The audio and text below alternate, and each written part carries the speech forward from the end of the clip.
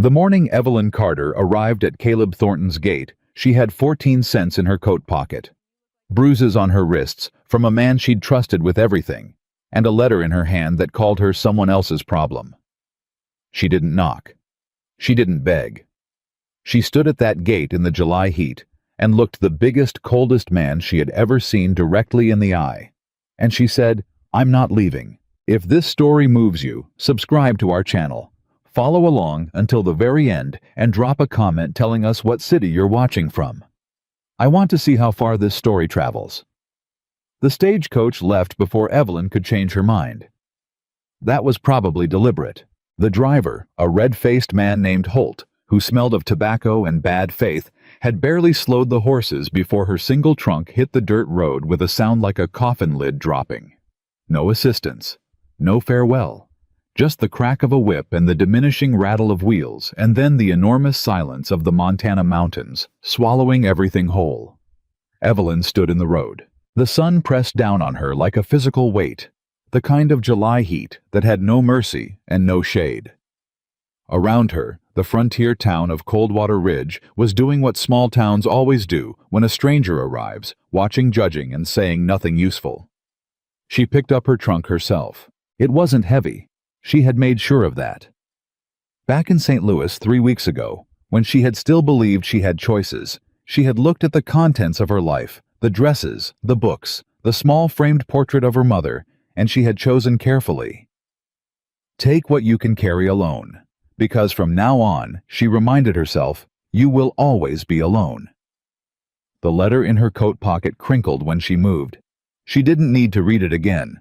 She had memorized every word. "Miss Carter, your presence is required at the Thornton property 7 miles north of Coldwater Ridge before the end of the month.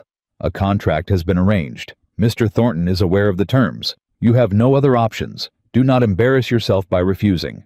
W. Pierce, First Federal Bank of Montana. Not a request, a summons." Walter Pierce had made certain she understood the difference. Evelyn had spent 6 months trying to fight Pierce in court. 6 months of letters of appeals, of standing in front of judges who looked at her like she was furniture that had learned to speak.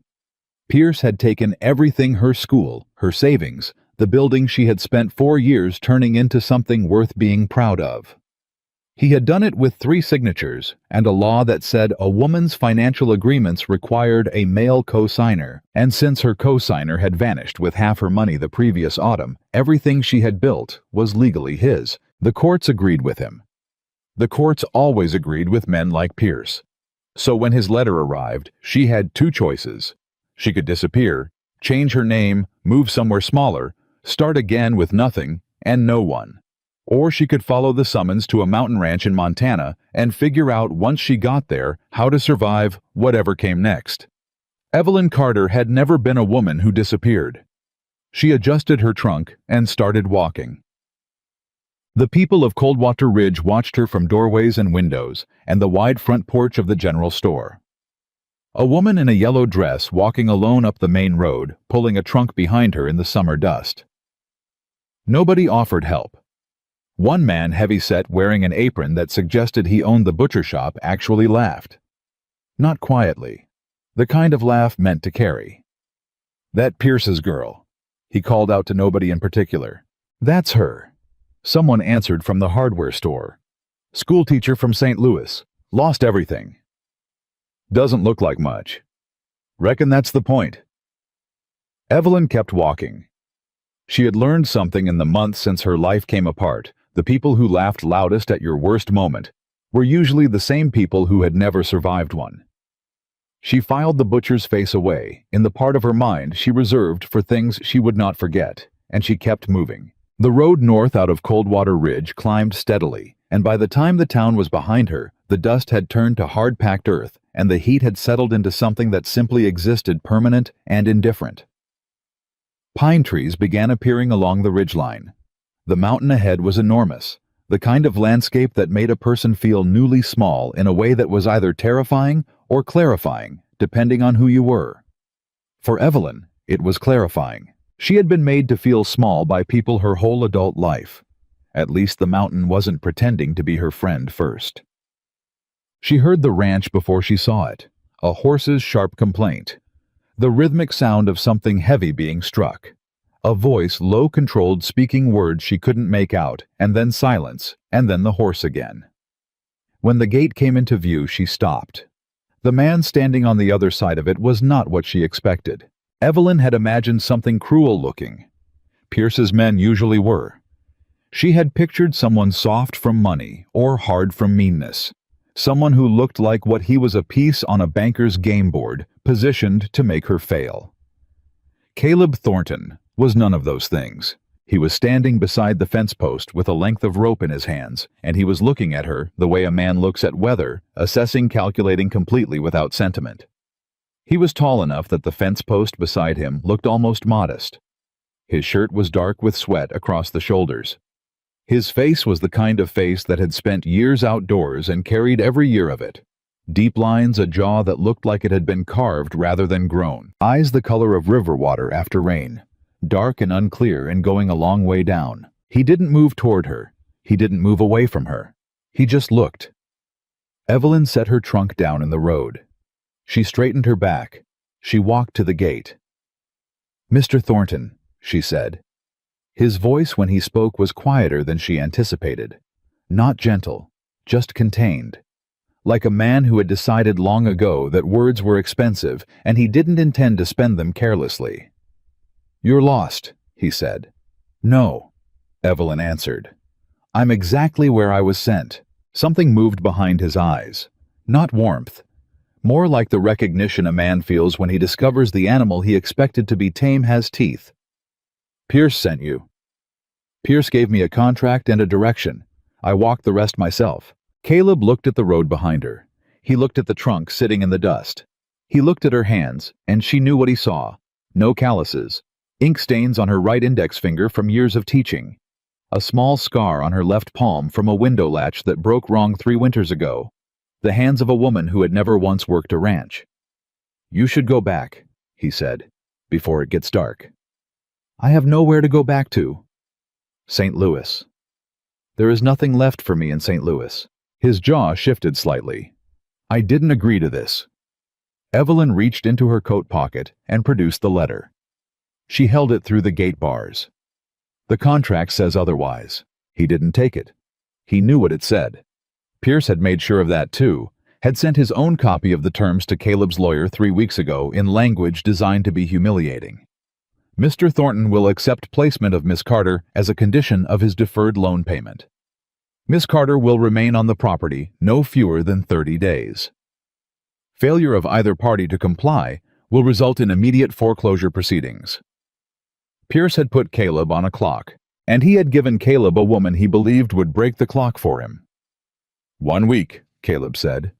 Evelyn blinked. "The contract says 30 days. "I know what the contract says." He opened the gate, not with welcome, with practicality, the way you open a gate for something you intend to manage. "I'm saying 1 week. You prove you belong here, you stay. You can't, I take you back to town myself and you figure out your next move." Evelyn stood in the opening and looked up at him. Up close, he was larger. The kind of large that reminded you that some men were built for a world that no longer quite existed, a world where size and silence and endurance were the only currencies that mattered. She picked up her trunk. "All right," she said. 1 week. She walked past him into the yard. He watched her go. For the first time in 8 years, Caleb Thornton had someone on his land who hadn't been paid to be there. He wasn't sure yet whether that was better or worse. The cabin was larger than she expected, and emptier than she could have imagined. Not poor empty, not neglected empty. Caleb Thornton's ranch was meticulously maintained in the way that only deeply solitary people maintain things, because when there is no one to talk to, you talk to your work instead. Every tool in its place, every surface clean. The kind of order that had been maintained so long it had stopped being effort and become architecture. But empty of everything human. No photographs on the walls, no decorative objects, no evidence that anyone had ever sat in the 2 chairs by the fireplace for any reason other than exhaustion. The kitchen held the basics. Flour, salt, coffee-dried beans, arranged with military precision on the shelves. There was a second room with a cot. The cot had a blanket and a pillow. That was all. Evelyn set her trunk at the foot of the cot and looked around the room for a long moment. She had stayed in worse. She reminded herself of that deliberately, the way she had been reminding herself of it for months. You have survived worse. Evelyn, keep moving. When she came back out to the main room, Caleb was at the table with a coffee cup and what appeared to be an account ledger. He didn't look up. Dinner, she asked. I usually eat at sundown. Is there a schedule for the work? Sun up, everything that needs doing, sundown. That's not a schedule, that's a philosophy. He looked up then, just briefly. Something in his expression said she had surprised him, but he recovered quickly. You'll figure it out.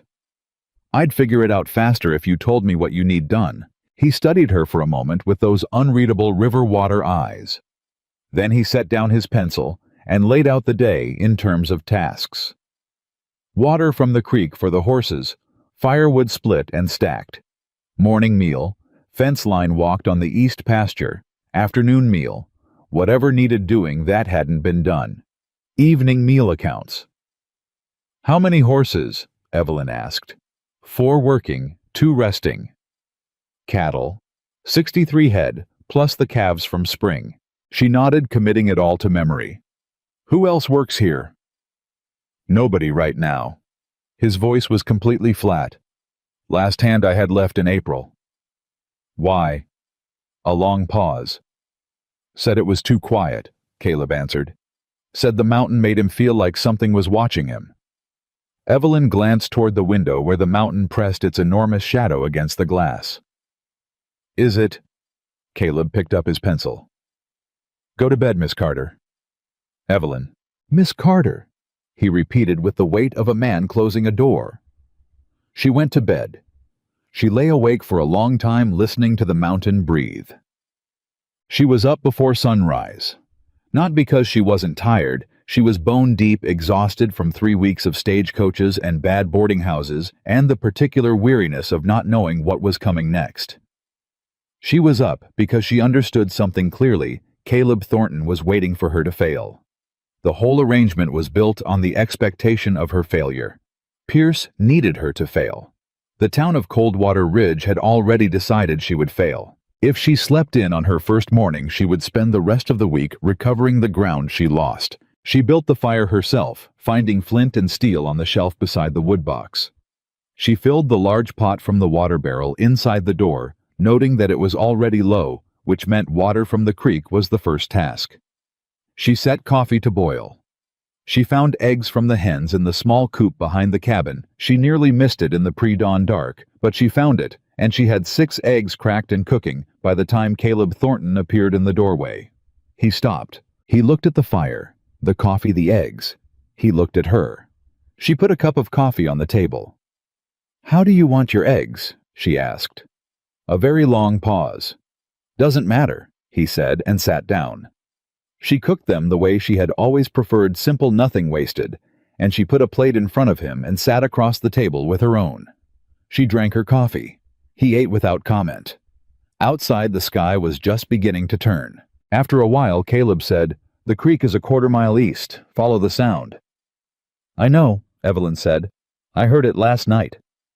He looked at her again with that same expression from the gate, recalibrating. She was starting to understand that recalibration was the closest thing Caleb Thornton had to a compliment. She took the 2 buckets from beside the door and went to find the creek.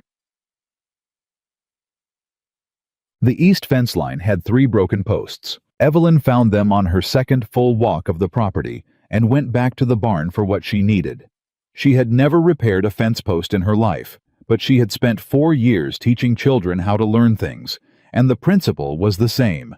Observe what a working version looks like, then replicate it.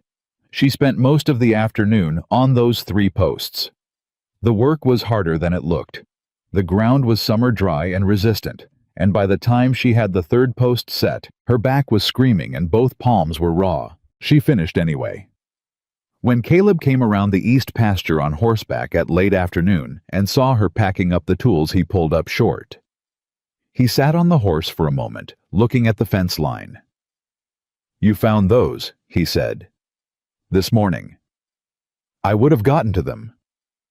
"They're done now." He looked at her hands, at the torn skin across her palms. He said nothing about that either, but she saw his jaw tighten in a way that wasn't quite anger. "Come on," he said, finally turning the horse. "Supper." She walked back beside the horse without complaint. After a few minutes, Caleb said without looking at her, "You done any ranch work before?" "No." "Thought not." "I learn fast." Another pause. The horse's hooves were soft on the dry summer grass. "Where'd you learn fencing?" "I didn't," Evelyn said. "I looked at the posts that were standing and figured it out." Caleb was quiet for long enough that she thought he was done. Then, "You figured wrong on the angle of the third one." "I know. I'll fix it tomorrow." He looked down at her from the horse. Not with warmth. She didn't expect warmth from this man, not yet, maybe not ever. But with something that had shifted slightly from the cold assessment he had been directing at her since she arrived. "After breakfast," he said. "After breakfast," Evelyn agreed. They came back to the cabin in the long gold light of a Montana summer evening. For the first time in months, Evelyn Carter felt something that she had almost forgotten the name of. Not happiness, not safety. Something older and more reliable than either. She felt useful. 3 days into her stay, the trouble came to find her. She was hanging washing on the line behind the cabin, a chore so ordinary she had allowed herself to stop thinking for a few minutes, just moving and breathing and existing in the clean mountain air, when she heard horses on the road. More than one. She came around the side of the cabin and saw 2 men dismounting at Caleb's gate. They were town men, she could tell that immediately. Town clean, town dressed, but carrying themselves with the particular loose ease of men who were accustomed to doing things nobody stopped them from doing. Caleb came out of the barn. The taller of the 2 men, a young one with a narrow face and a silver watch chain, smiled at Caleb in a way that contained nothing friendly. "Thornton, Mr. Pierce sends his regards." "Pierce can keep his regards," Caleb said. The man with the watch chain looked at Evelyn. His eyes moved over her in a way that made her want to step back. She didn't. "This the woman," he said. "She doesn't look like much." "She's not your concern," Caleb said. His voice was still flat, still controlled, but there was something new underneath it. A stillness that was different from his regular stillness. A stillness that had direction. "Mr. Pierce just wants to make sure you understand the timeline," the second man said. He was older, thicker, with the look of someone who had spent years making things uncomfortable for other people without ever actually getting his hands dirty. 30 days, Thornton.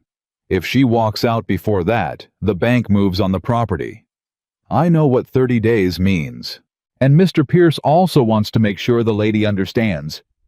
He shifted his gaze back to Evelyn, and his voice got careful the way voices get when someone is enjoying being careful. "This arrangement is his generosity. She's here because he allowed it. She should remember that." Evelyn walked forward. She didn't know she was going to do it until she had already done it, moved from the side of the cabin to a position that placed her directly between Caleb and the 2 men. Not because she had a plan. Because something in the older man's voice had done the same thing to her spine that Pierce's voice had always done.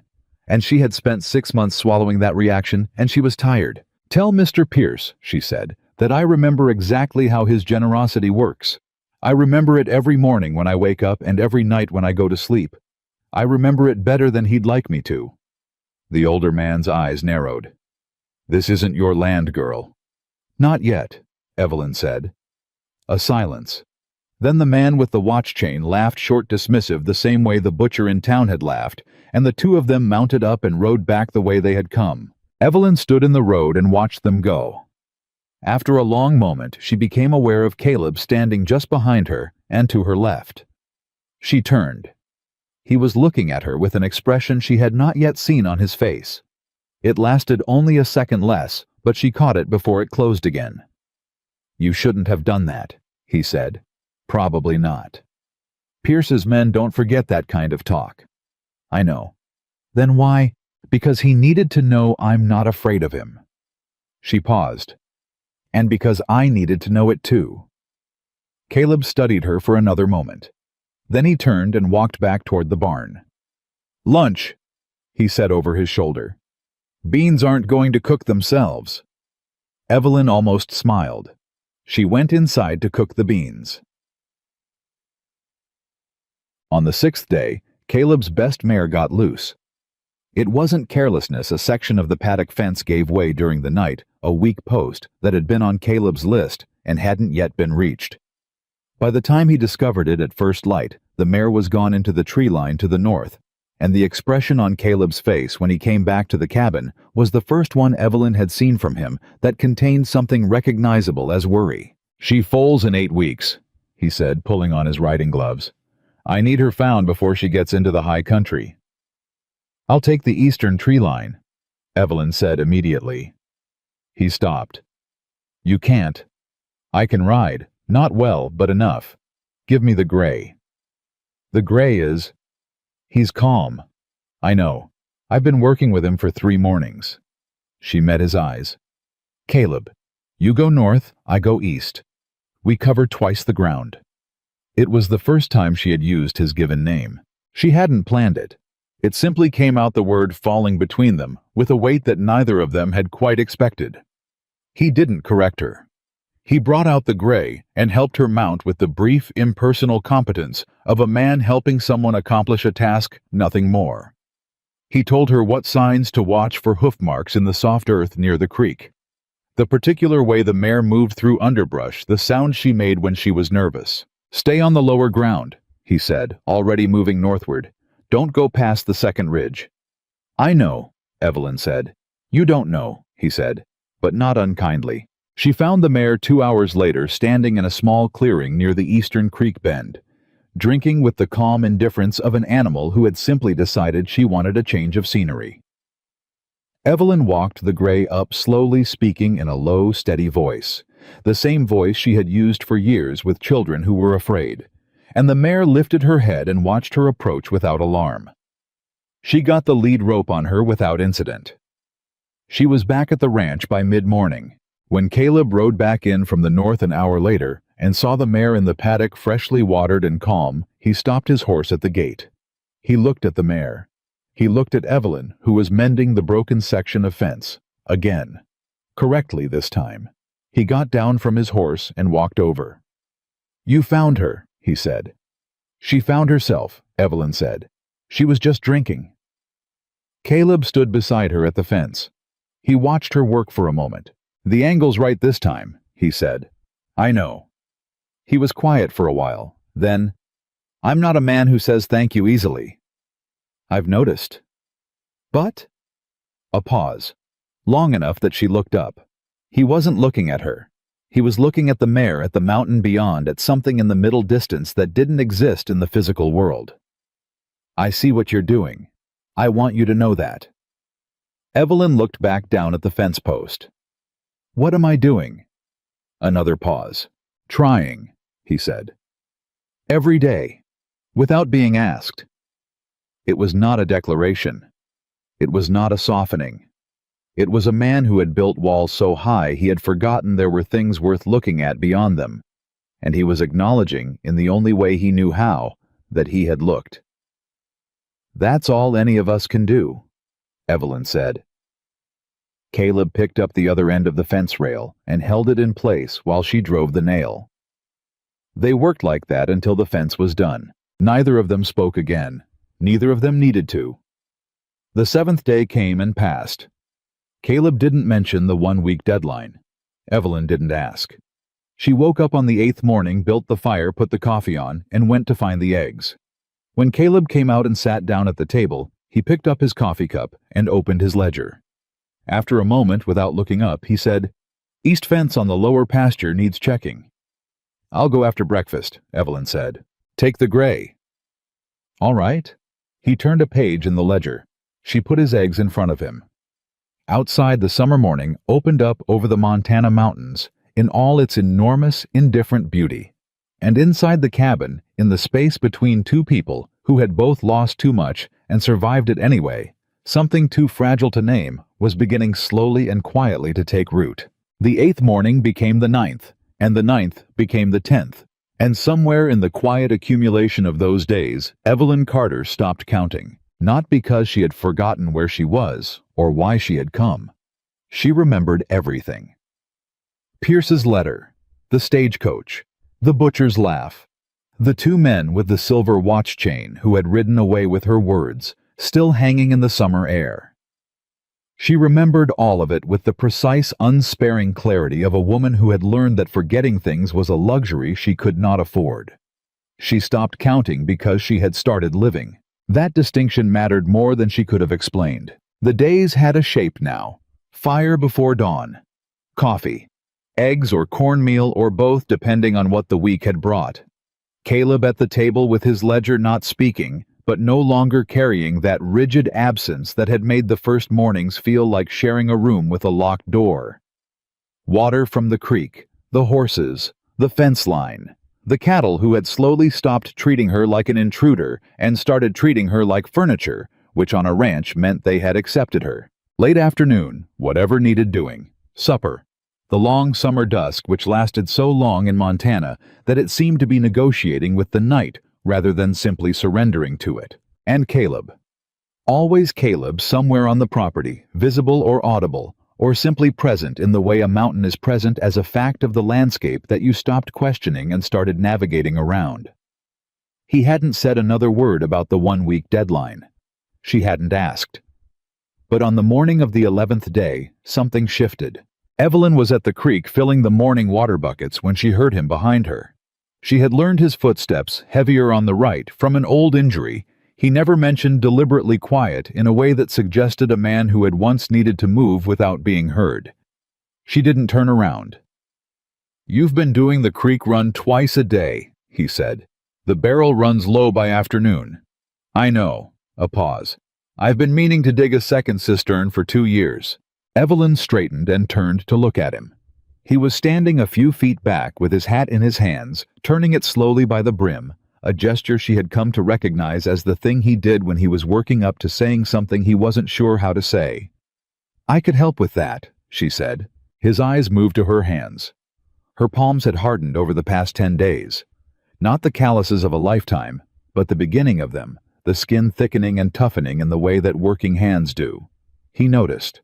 She saw him notice. "It's hard digging," he said. "I know what hard digging is now." Something flickered across his face, not quite a smile. Caleb Thornton's face didn't do smiles easily, but a loosening, a small release of the permanent tension he carried like a second skin. "You didn't 3 weeks ago." "No," Evelyn agreed. 3 weeks ago, I thought I knew what hard work was because I graded papers until midnight." She picked up her buckets. "I was wrong about a lot of things 3 weeks ago." She started back toward the cabin. After a moment, she heard him follow. "After lunch," he said from behind her. "We start on the cistern." Evelyn kept walking. "After lunch," she agreed. They started on the cistern after lunch. It took 4 days of work that left Evelyn so tired she fell asleep at the supper table on the 3rd evening. Actually asleep, head dropping toward her folded arms.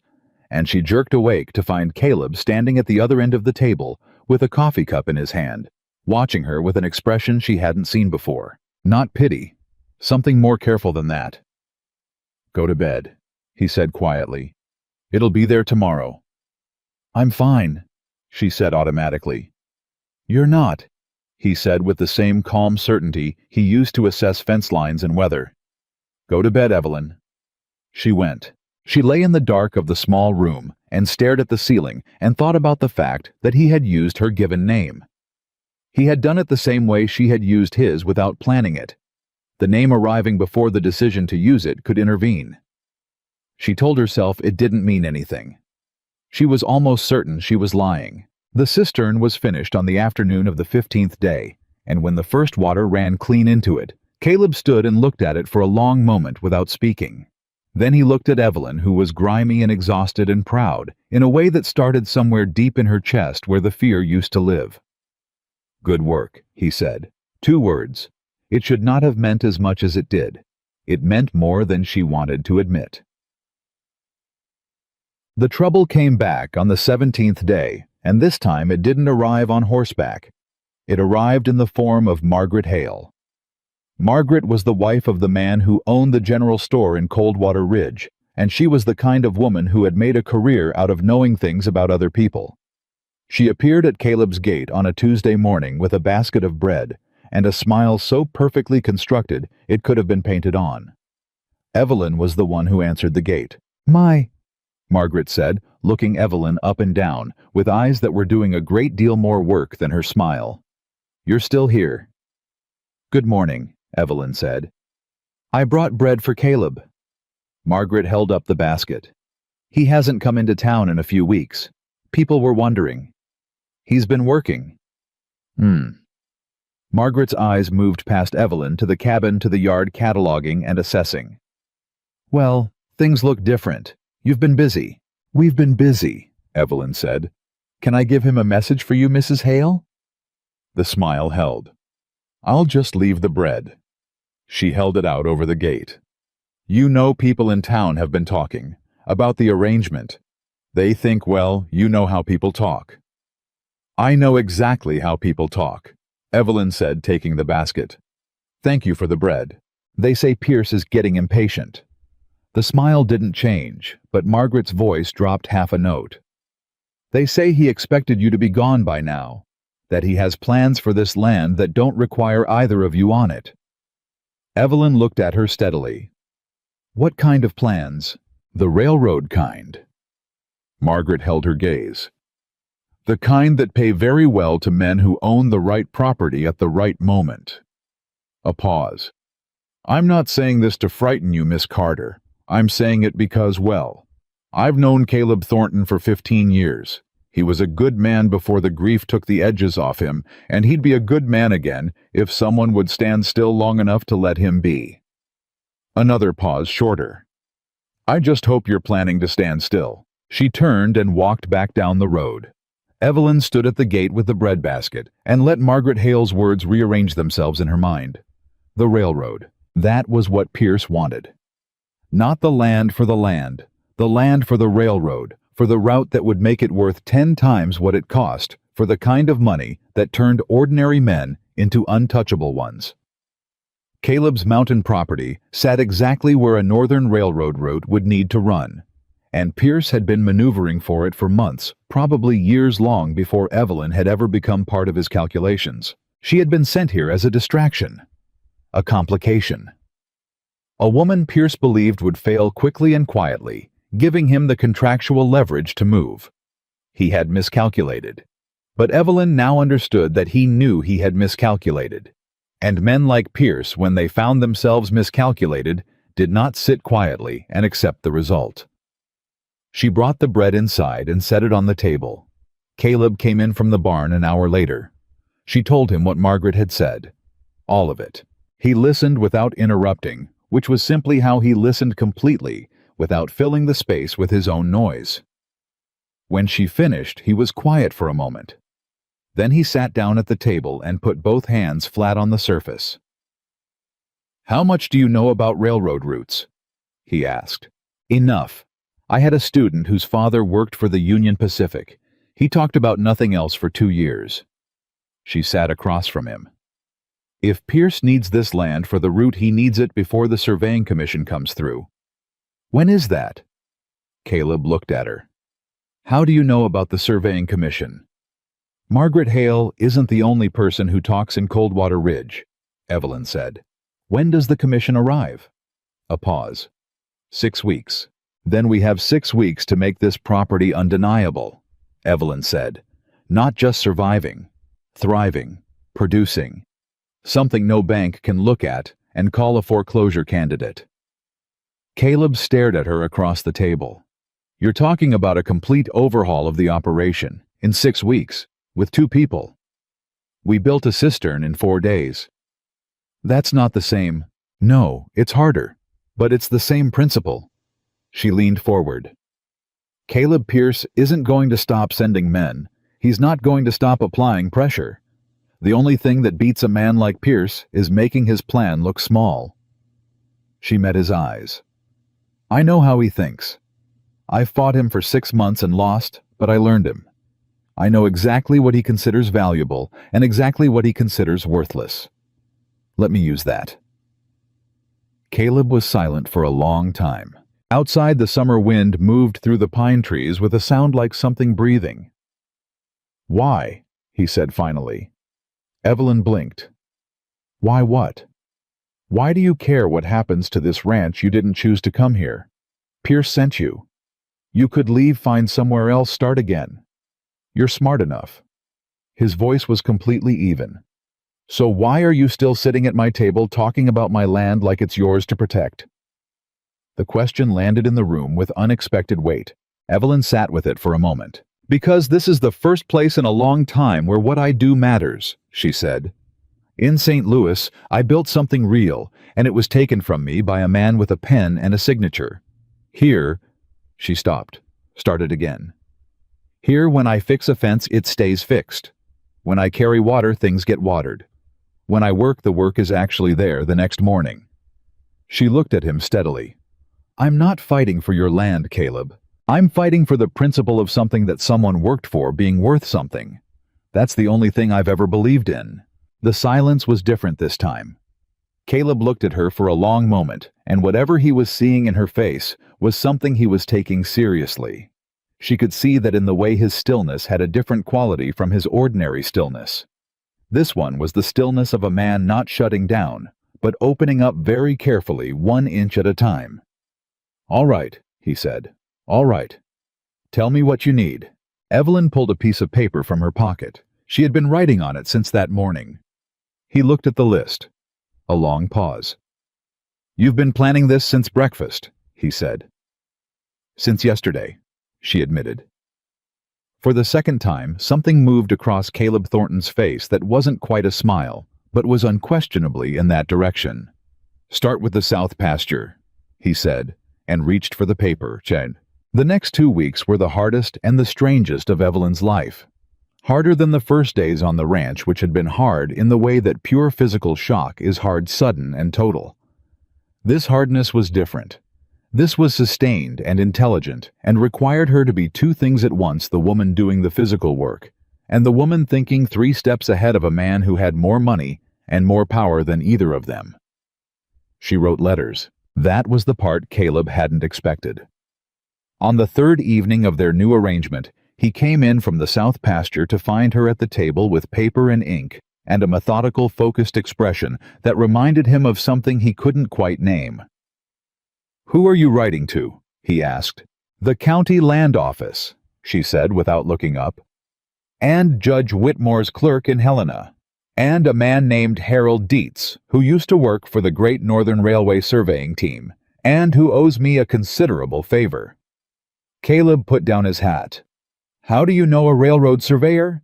His daughter was in my school for 3 years, best student I ever had. She folded the first letter. He'll tell me where the commission is actually surveying, not where Pierce wants people to think they're surveying. There's a difference. Caleb sat down slowly. You're building a case. I'm building documentation. She looked up. There's a difference. A case implies we're going to court. Documentation means that when Pierce makes his next move, we have an answer already written. She pushed a second sheet of paper across the table. I need you to sign this. He looked at it. This is a property declaration. With witnesses, Evelyn said. 2 signatures filed with the county clerk before Pierce can file anything. It establishes continuous occupancy and active ranch operation as of this date. She met his eyes. He can't foreclose on an actively operating property with clean documentation. He needs a legal gap. We're closing the gap. Caleb picked up the pen. He signed. She took the paper back with the efficiency of a woman who had learned the hard way that signed papers needed to leave the room before anyone reconsidered. You really fought him for 6 months, Caleb said. I really did. What did he take from you? A pause. Evelyn set down the pen. She didn't look at him, but she didn't look away from him either. She looked at the middle ground, the space between them that had been shrinking day by day, without anyone deciding it should. A school, she said. I built it myself, raised the money, hired the teachers, bought the books. 3 years of work. It was the first thing I ever made that was completely mine. She was quiet for a moment. Pierce called in a loan that I didn't know I had. A cosigner had borrowed against the school's property deed without telling me. When he disappeared, the debt was mine. And the courts decided a woman couldn't be the sole owner of a property with outstanding debt and no male cosigner. She finally looked at him. That's the law, Caleb. That's just the law. He was looking at her with an expression she had not seen before. It wasn't pity she was grateful for, that she had had enough of pity. It was something quieter and more personal. Recognition, maybe. The look of one person seeing for the first time the specific shape of another person's loss. I lost something too, he said. She waited.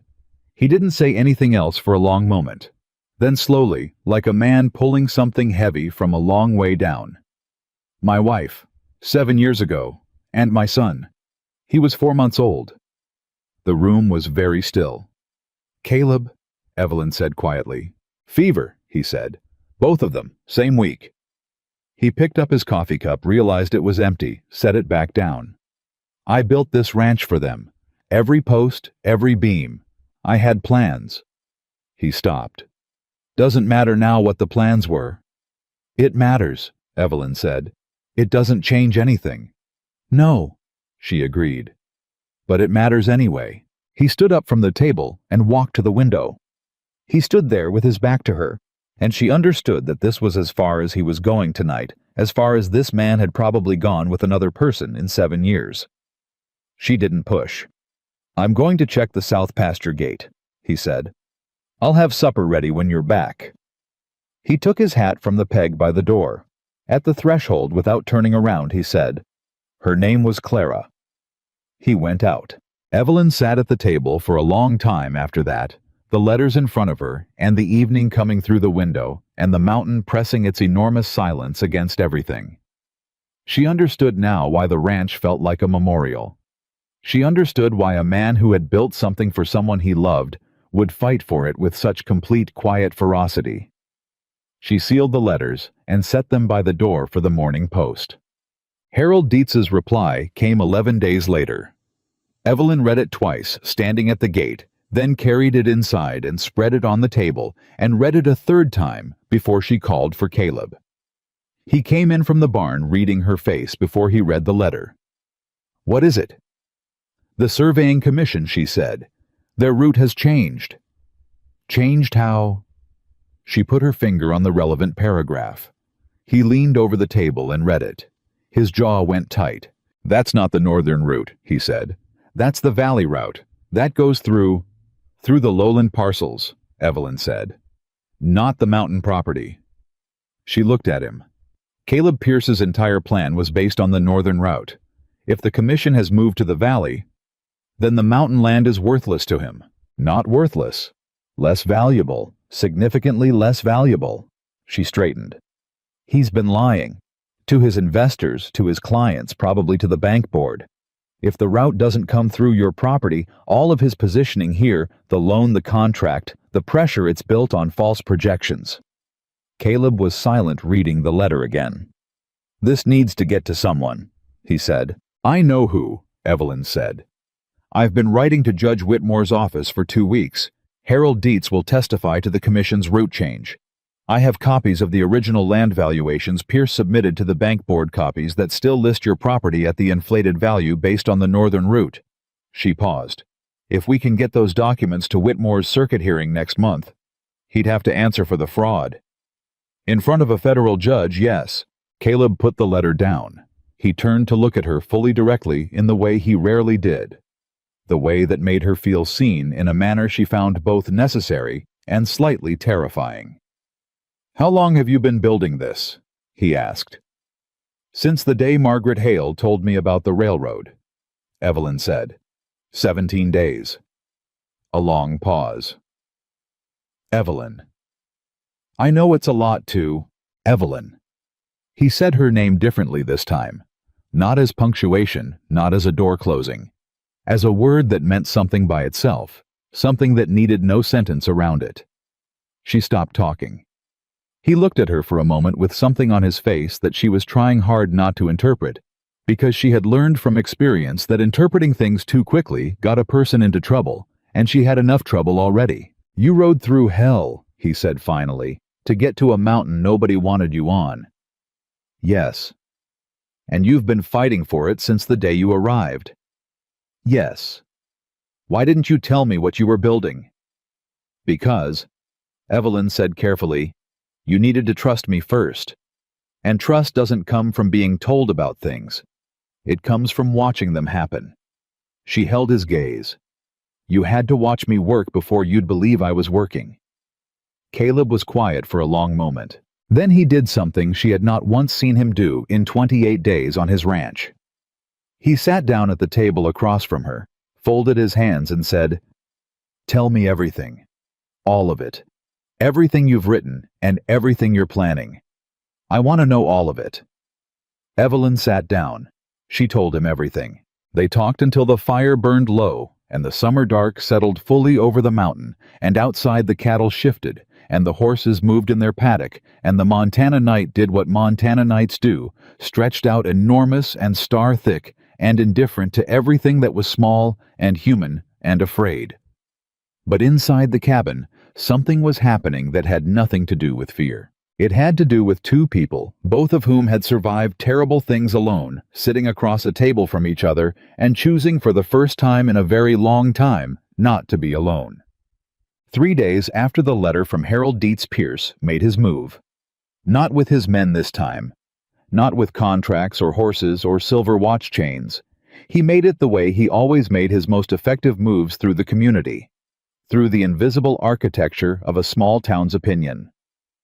Evelyn found out about it on a Thursday when she rode the gray into Coldwater Ridge for supplies. She had been doing the supply runs for 2 weeks. Not because Caleb couldn't, but because she had a reason to go into town that he didn't. She was building a picture visit by visit of who in Coldwater Ridge Pierce actually controlled, and who he simply scared. There was a difference. Scared people could be turned. Controlled people were harder. She was at the counter in Henderson's general store when she heard it. 2 women at the back of the store, voices just loud enough to carry deliberately. She understood about the situation up at Thornton's ranch. About Miss Carter. About how it was a shame, really, that a man like Caleb, who had enough grief in his life, was now saddled with a woman of questionable character.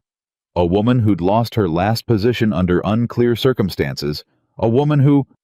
Well, nobody was saying exactly what they were saying, but the implication was unmistakable. Evelyn stood at the counter and felt the heat move up the back of her neck. She turned around.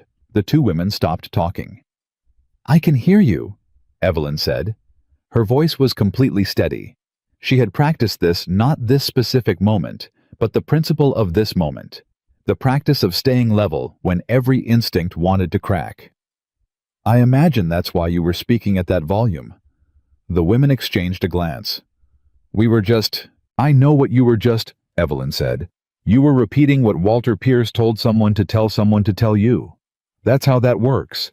He doesn't say it himself. He never says it himself. He just makes sure it travels." She took a step forward. "You don't know anything about me. You've never spoken to me. You heard something from someone who has excellent reasons to want me discredited, and no reasons to be honest about why." She looked at both women evenly. "If you'd like to know the truth about what's happening at the Thornton Ranch, I'm happy to tell you. Directly." Woman to woman, no Pierce in the middle. A long silence.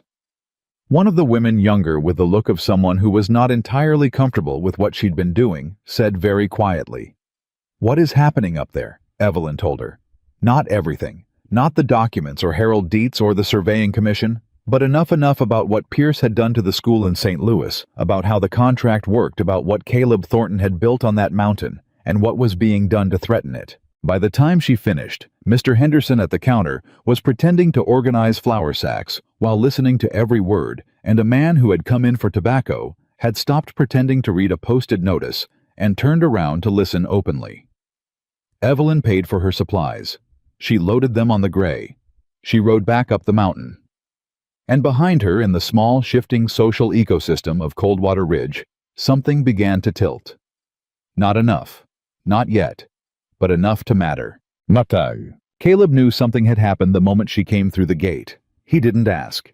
He unhitched the gray and helped her bring the supplies in, and waited, because he had learned her the way she had learned him, in the details, in the texture of ordinary things.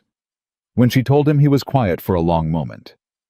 "Pierce is getting nervous," he said. "He's getting precise," Evelyn corrected.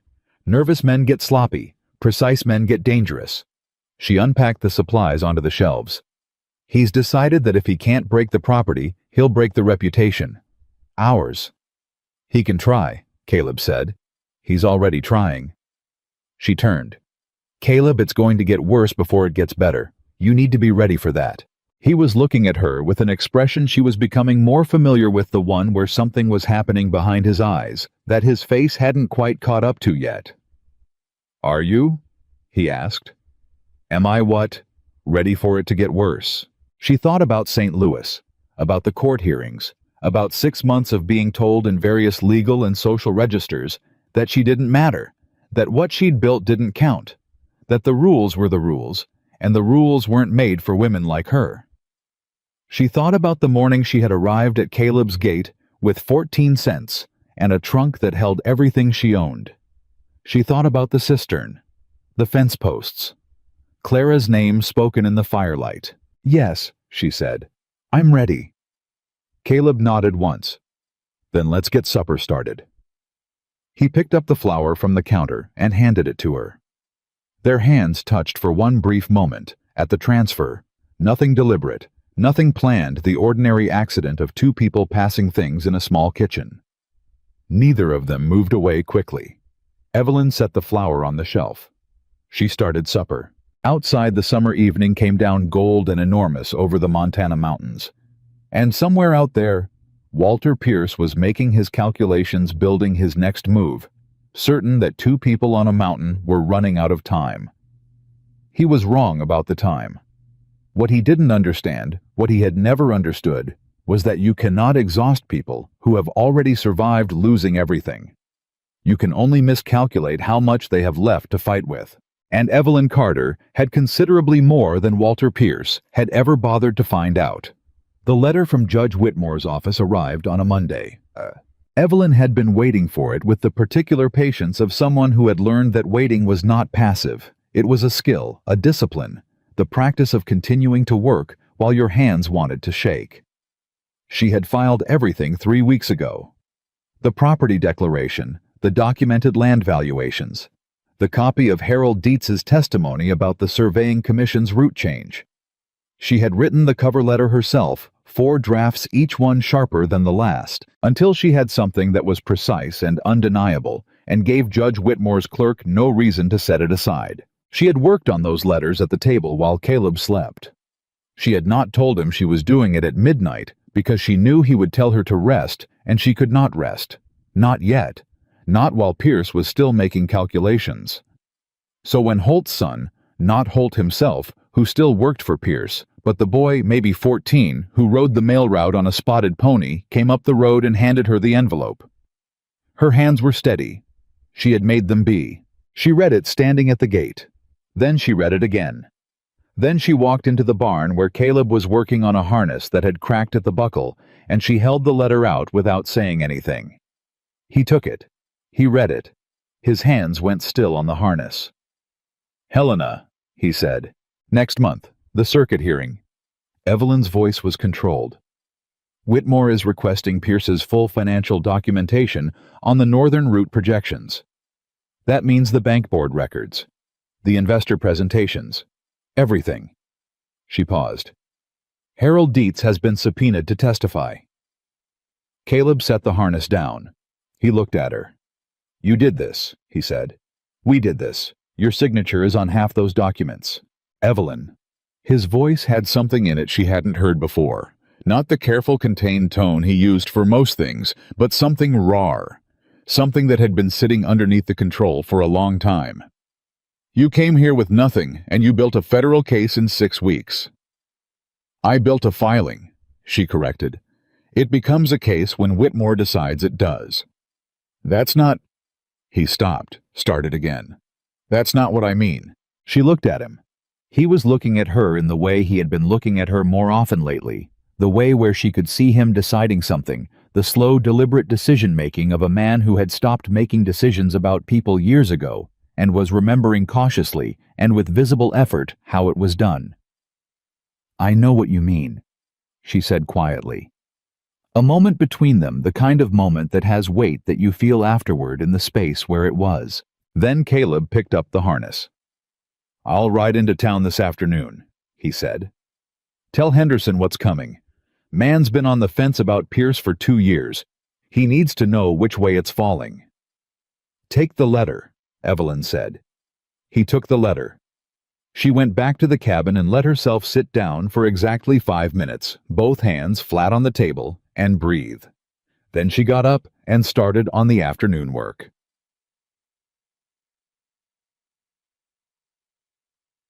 Pierce found out by Wednesday. Evelyn didn't know how she had been careful.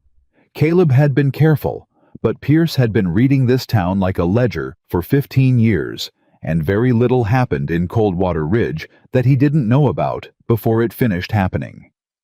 She found out that he knew when the man with the silver watch chain appeared at the gate again, and this time he didn't come with a companion. He came with 4 men. Evelyn was in the yard when they rode up.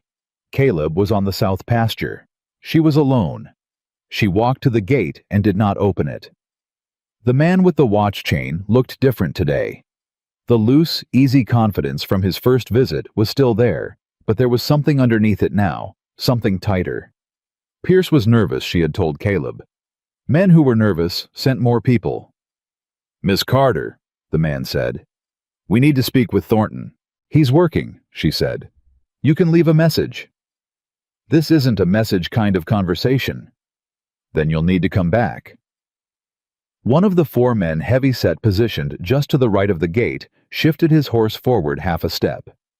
It was the kind of move that was meant to be noticed, and she noticed it.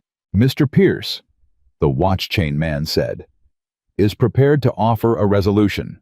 He's willing to forgive the outstanding loan entirely. In exchange for the property deed signed today and Miss Carter on the first stage out of here tomorrow morning. Evelyn looked at him steadily. The outstanding loan that was built on fraudulent land valuations. The man's expression flickered. I don't know what you think you've... The surveying commission changed their route 6 weeks ago, Evelyn said. The northern route that Pierce used to inflate this property's value to his investors and to the bank board doesn't exist anymore. The documentation of that fact is currently sitting in Judge Whitmore's office in Helena. She paused. So, when you talk about a resolution, I want to be clear about what resolution is actually available here. Dead silence from all 5 men. Then, the watch chain man's voice went flat. You're making a serious mistake. I'm correcting one, Evelyn said. Mr. Pierce made the original. The heavy-set man said something under his breath. The watch chain man cut a look at him sharp quick, and he went quiet. Thornton should hear this offer himself, the watch chain man said. I'll tell him, Evelyn said. He'll say no, but I'll tell him. A long pause. The 5 men looked at her, and she looked back, and the gate between them was both entirely physical and entirely insufficient, and she knew that, and so did they. Tomorrow, the watch chain man said finally. We'll be back tomorrow. Make sure Thornton is here. They rode away. Evelyn stood at the gate until they were out of sight.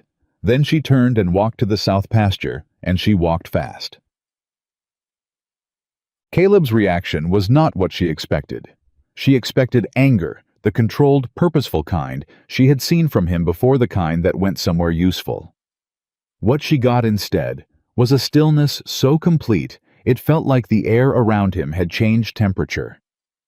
He listened to everything she said without moving.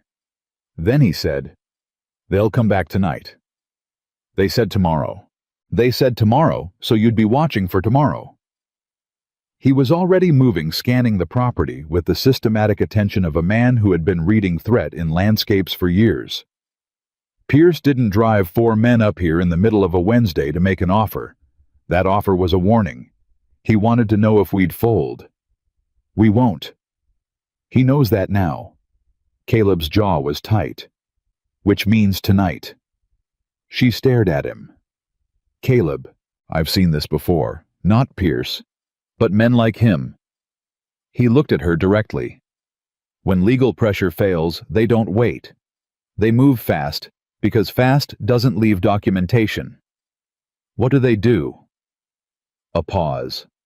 The kind of pause that had a specific shape. Whatever looks like an accident, he said. The word accident hung in the summer air between them. Evelyn thought about the south pasture fence, the cistern, the mare's paddock, the barn full of summer dry hay sitting 30 feet from the cabin. The barn, she said. His eyes said yes before he did. We moved the horses out tonight, he said. Cattle to the north pasture, they're already half there, and we don't sleep. All right, you don't have to stay for this part, he said. Not unkindly, not dismissively. The way you say something you believe and know the other person won't accept. Town would be safer. Evelyn looked at him. Is that what you want? For me to go to town? He held her gaze. No, he said quietly. It's not. Then stop suggesting it. He turned back to the barn. Horses first. Move. They moved. By full dark, the horses were in the north paddock behind the tree line, and the cattle were spread across the upper pasture, and the barn stood empty in the summer night, which meant that what it held now was only dry timber and an open door, and the possibility that Pierce's men had made the same calculation Caleb had. They didn't wait inside the cabin. Caleb was in the shadows near the eastern fence line, which gave him a clear view of the road and the barn. Evelyn was at the corner of the cabin, his instruction her negotiation, because he had wanted her inside, and she had refused with a directness that surprised even her. If I'm inside, I can't hear what's happening, she'd said. That's the point, he'd said. Caleb. She had said his name the way she was learning to say it with the full weight of what it carried between them. I am not going to be the person who hid while you defended what we built. I am not that person. He had looked at her for a long moment. East corner, he'd said. You don't move from it. East corner, she'd agreed.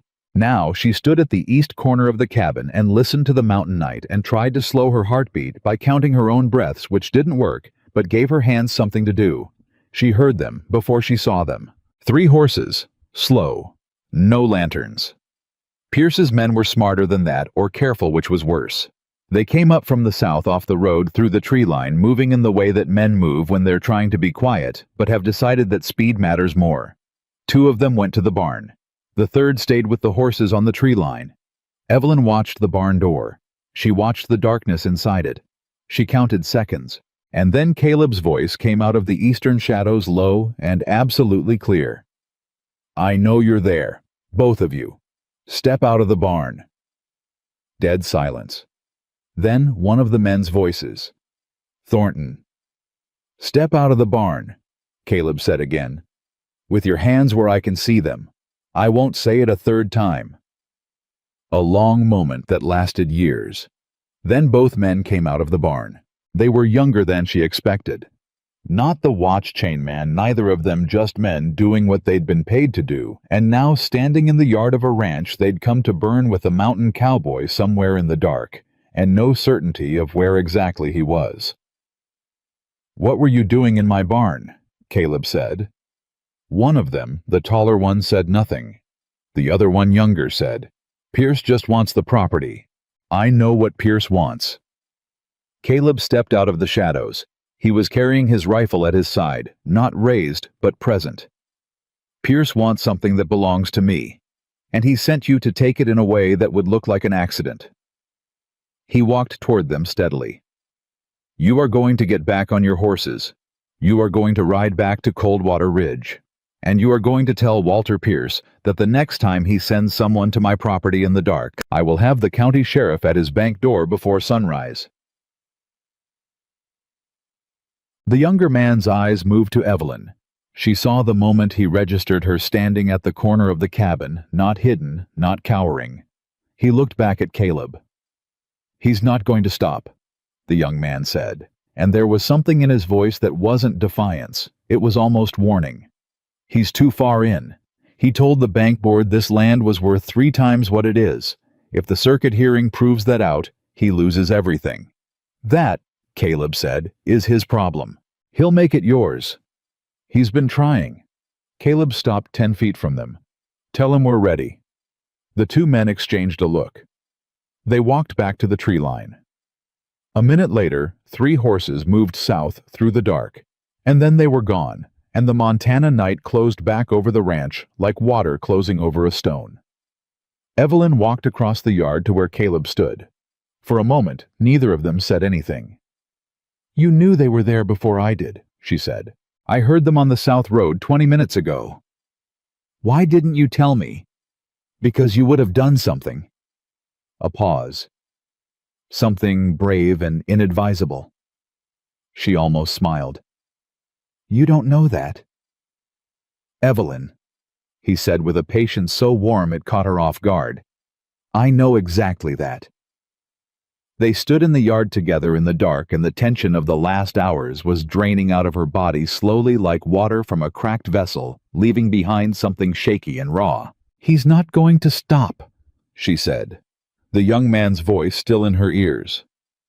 "No," Caleb said. "He's not. So what do we do?" He was quiet for a moment. "Then, we give him nothing left to take." 3 days later, the fire started. Not the barn. Not the cabin.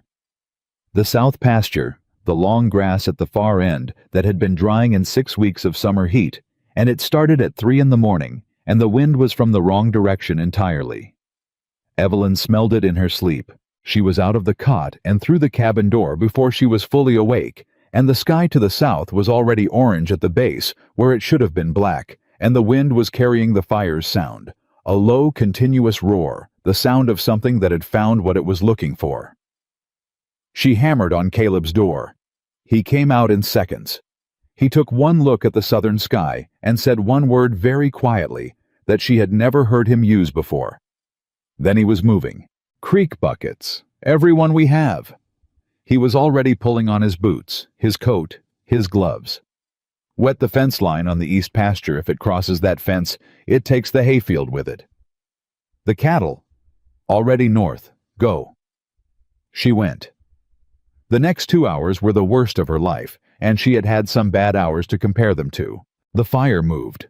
The way fire always moves, with complete indifference to anything that mattered, taking what was in front of it, and deciding about the rest as it went.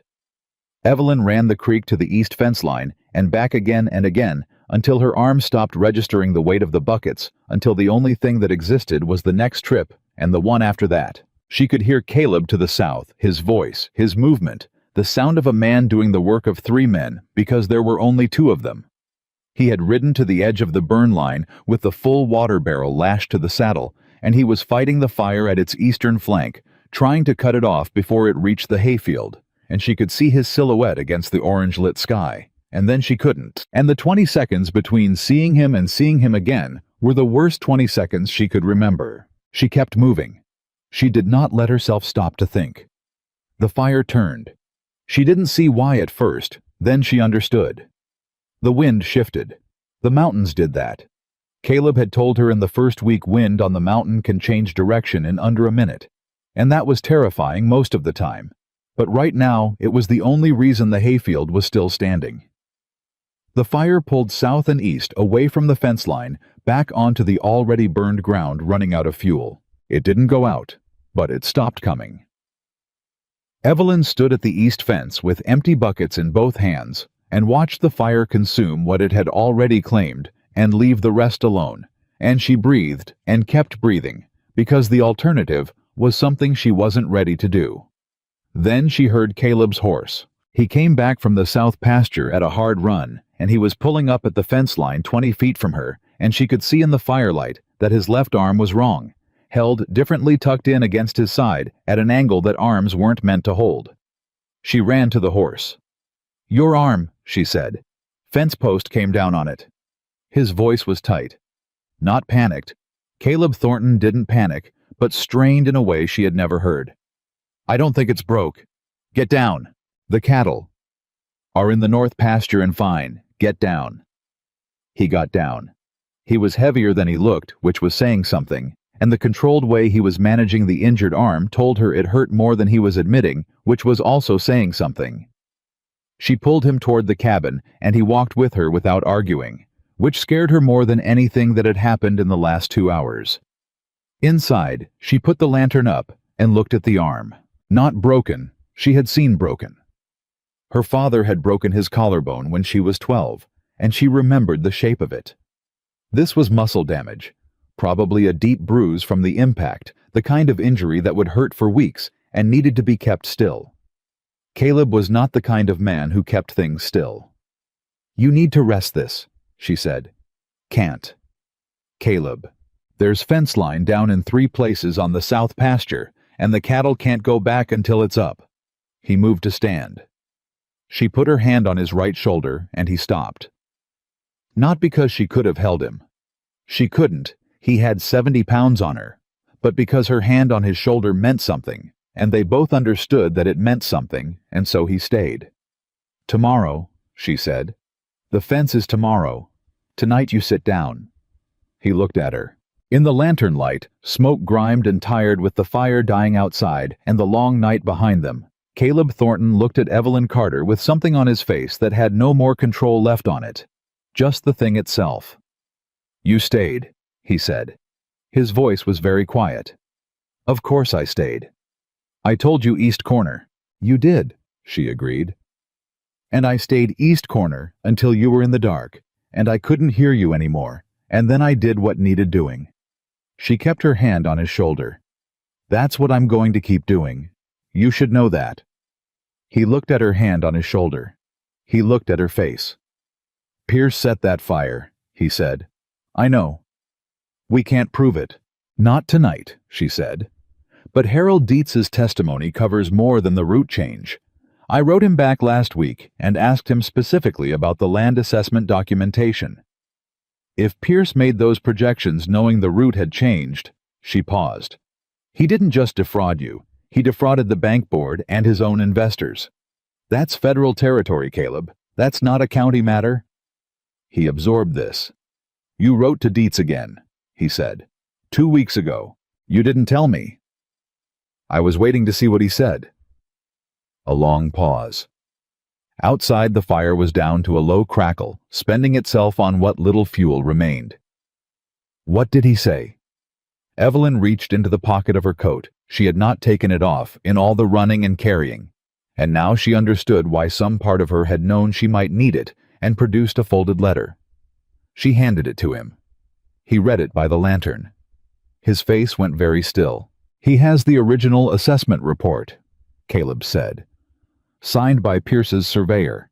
Dated after the commission changed the route." "Dated 3 weeks after?" Evelyn said. "Which means Pierce knew the route had changed and submitted falsified projections anyway." Caleb put the letter down. He was silent for a long time. Then, "That's not fraud. That's wire fraud. Mail fraud. That's a federal crime." "Yes," Evelyn said. "It is." Another silence. "He'll know this is coming," Caleb said. "Once Whitmore's office gets Dietz's addendum, he might already know. Dietz isn't a quiet man." Evelyn looked at him steadily. "Caleb, this is why he sent those men Wednesday night. This is why the fire happened tonight. He's not trying to pressure us anymore. He's trying to destroy the evidence before the hearing." "What evidence does he think is here?" "He thinks my copies are here." She paused. "They're not." Caleb stared at her. "Where are they?" "Henderson's store. Back room. Mr. Henderson put them there himself 11 days ago, after I explained what they were." She watched his face. "He's been on the fence about Pierce for 2 years, you said. He needed to know which way it was falling." She held his gaze. "I showed him. The look on Caleb's face was the one she had been seeing more often, the one where something behind his eyes was rearranging itself, the careful process of a man updating a picture of the world that he had thought was complete. "You've been 3 moves ahead of him this whole time," Caleb said. "I've been trying to be." She finally sat down across the table. The adrenaline was leaving her body, and what was underneath it was exhaustion so profound it had its own particular quality of silence. "I'm not always sure it's enough." "It's enough." His voice was certain in a way that landed in her chest differently than she expected. She looked at him. He was looking back, and there it was, the thing that had been building between them in the space of every morning fire and creek bucket and fence post and shared supper, the thing that neither of them had named, because naming it required a kind of courage that was different from every other kind they had demonstrated. The thing that was nevertheless completely present and had been for weeks. "Caleb," she said. "I know," he said. A long moment. She reached across the table. She put her hand over his, the right one, not the injured arm, and she held it there. And he turned his hand over and held hers back, and that was all. That was enough. That was more than either of them had allowed themselves in years. "Get some sleep," she said quietly. "You too." "I will." He didn't move. She didn't move. The lantern burned between them. Outside, the fire was out.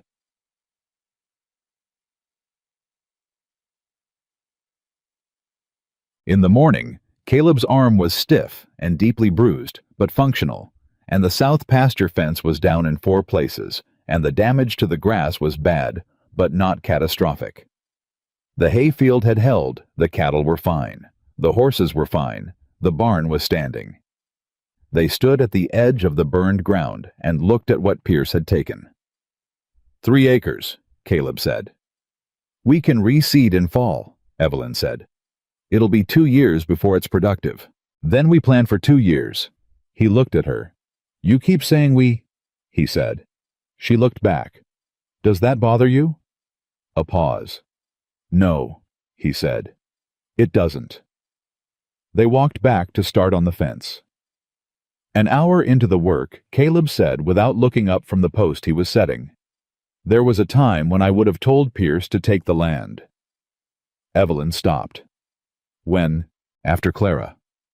He drove the post another inch into the ground. "After the boy. There was a period, maybe 2 years, when I didn't care if any of this was here or not." He was quiet for a moment. "I stayed because leaving felt like giving up something she had cared about. Not because I cared about it myself." Evelyn watched him. "And now?" she asked. He looked up from the fence post.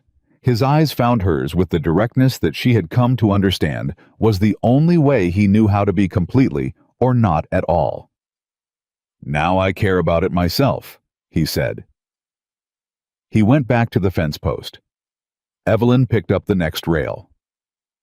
They worked in silence side by side in the long summer morning with the burned ground behind them and the mountain ahead. And somewhere to the south, Walter Pierce was running out of moves. He just didn't know it yet, but he was about to find out. The ride to Helena took 2 days. Caleb had not planned to go. That was the honest truth of it. He had planned to send Evelyn with Henderson as escort with the documents, and Harold Dietz's addendum and the property declaration, all of it organized and filed and ready for Judge Whitmore's circuit hearing. He had planned to stay on the ranch because the fence still needed work, and the south pasture needed assessment, and because standing in a courtroom was something that belonged to a world he had walked away from 7 years ago, when the world had proven it had very little to offer him. Evelyn had not argued with him about it. She had simply said the evening before she was scheduled to leave, "I'd like you to come." Not "you should," not "you need to," "I'd like you to." He had looked at her across the supper table, this woman who had arrived at his gate with 14 cents and a trunk, and the particular defiance of someone who had nothing left to lose, and he had understood that she was not asking him to come for the hearing. She was asking him to come because she did not want to do this alone. There was a difference.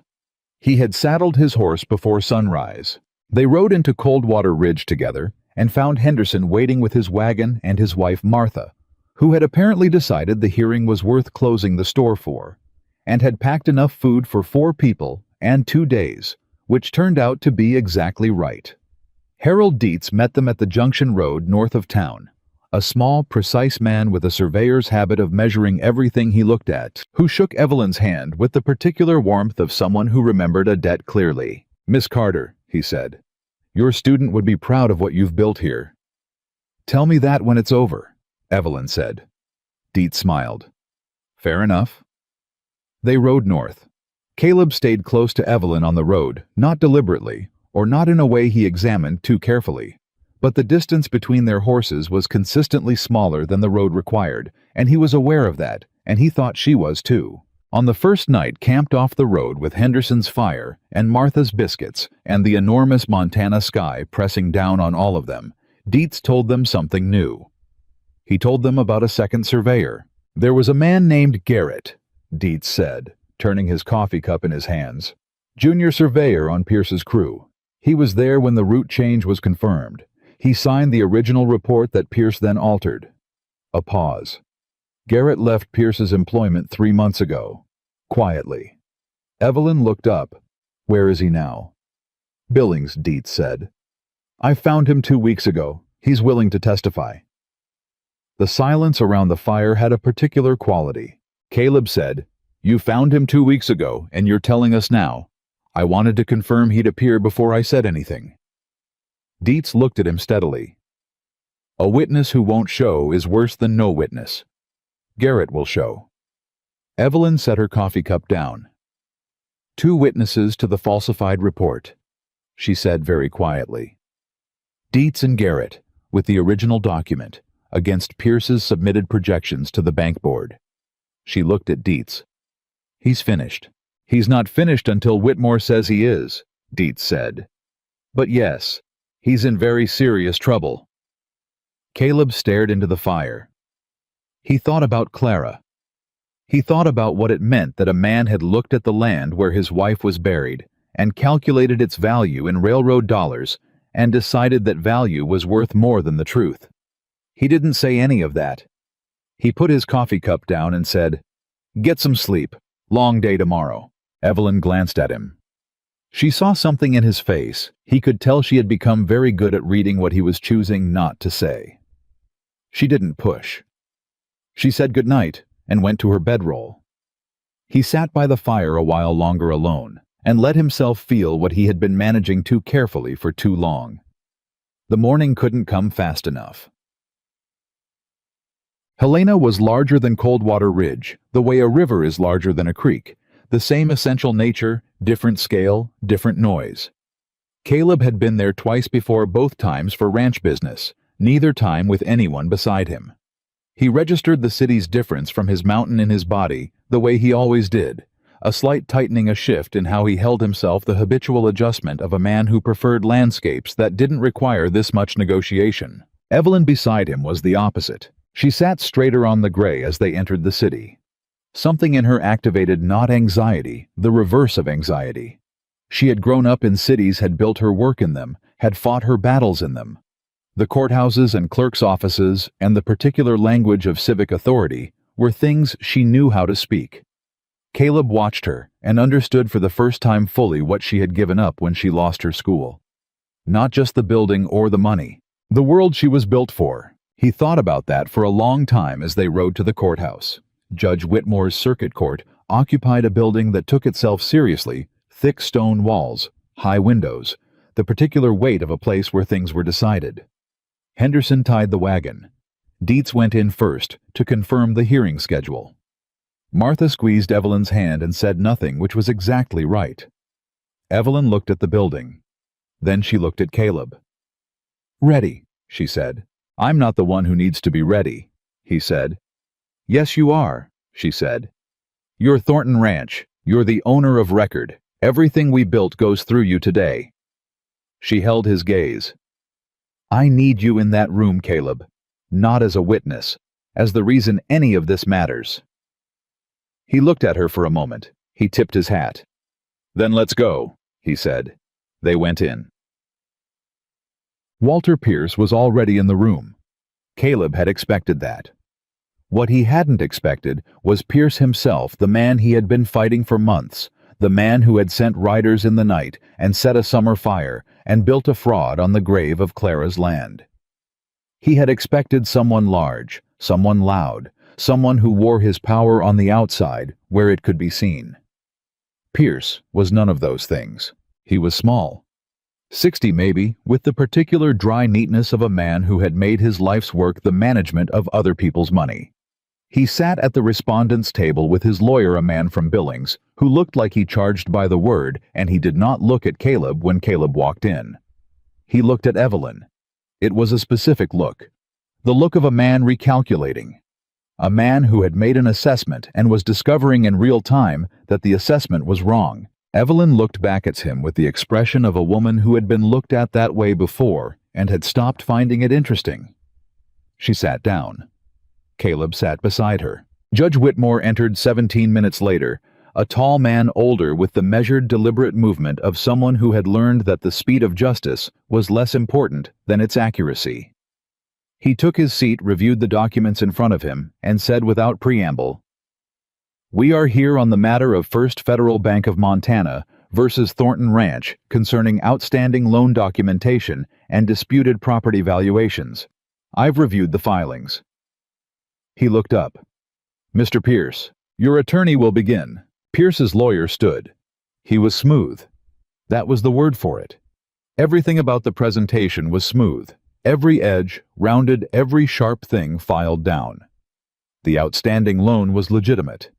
The property valuations reflected market projections at time of filing. The arrangement with Miss Carter was a standard contractual courtesy, nothing more.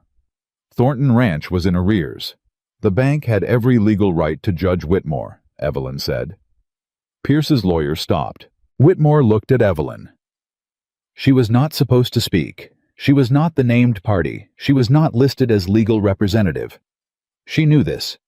She said it anyway with the calm certainty of a woman who had decided the rule was less important than the moment.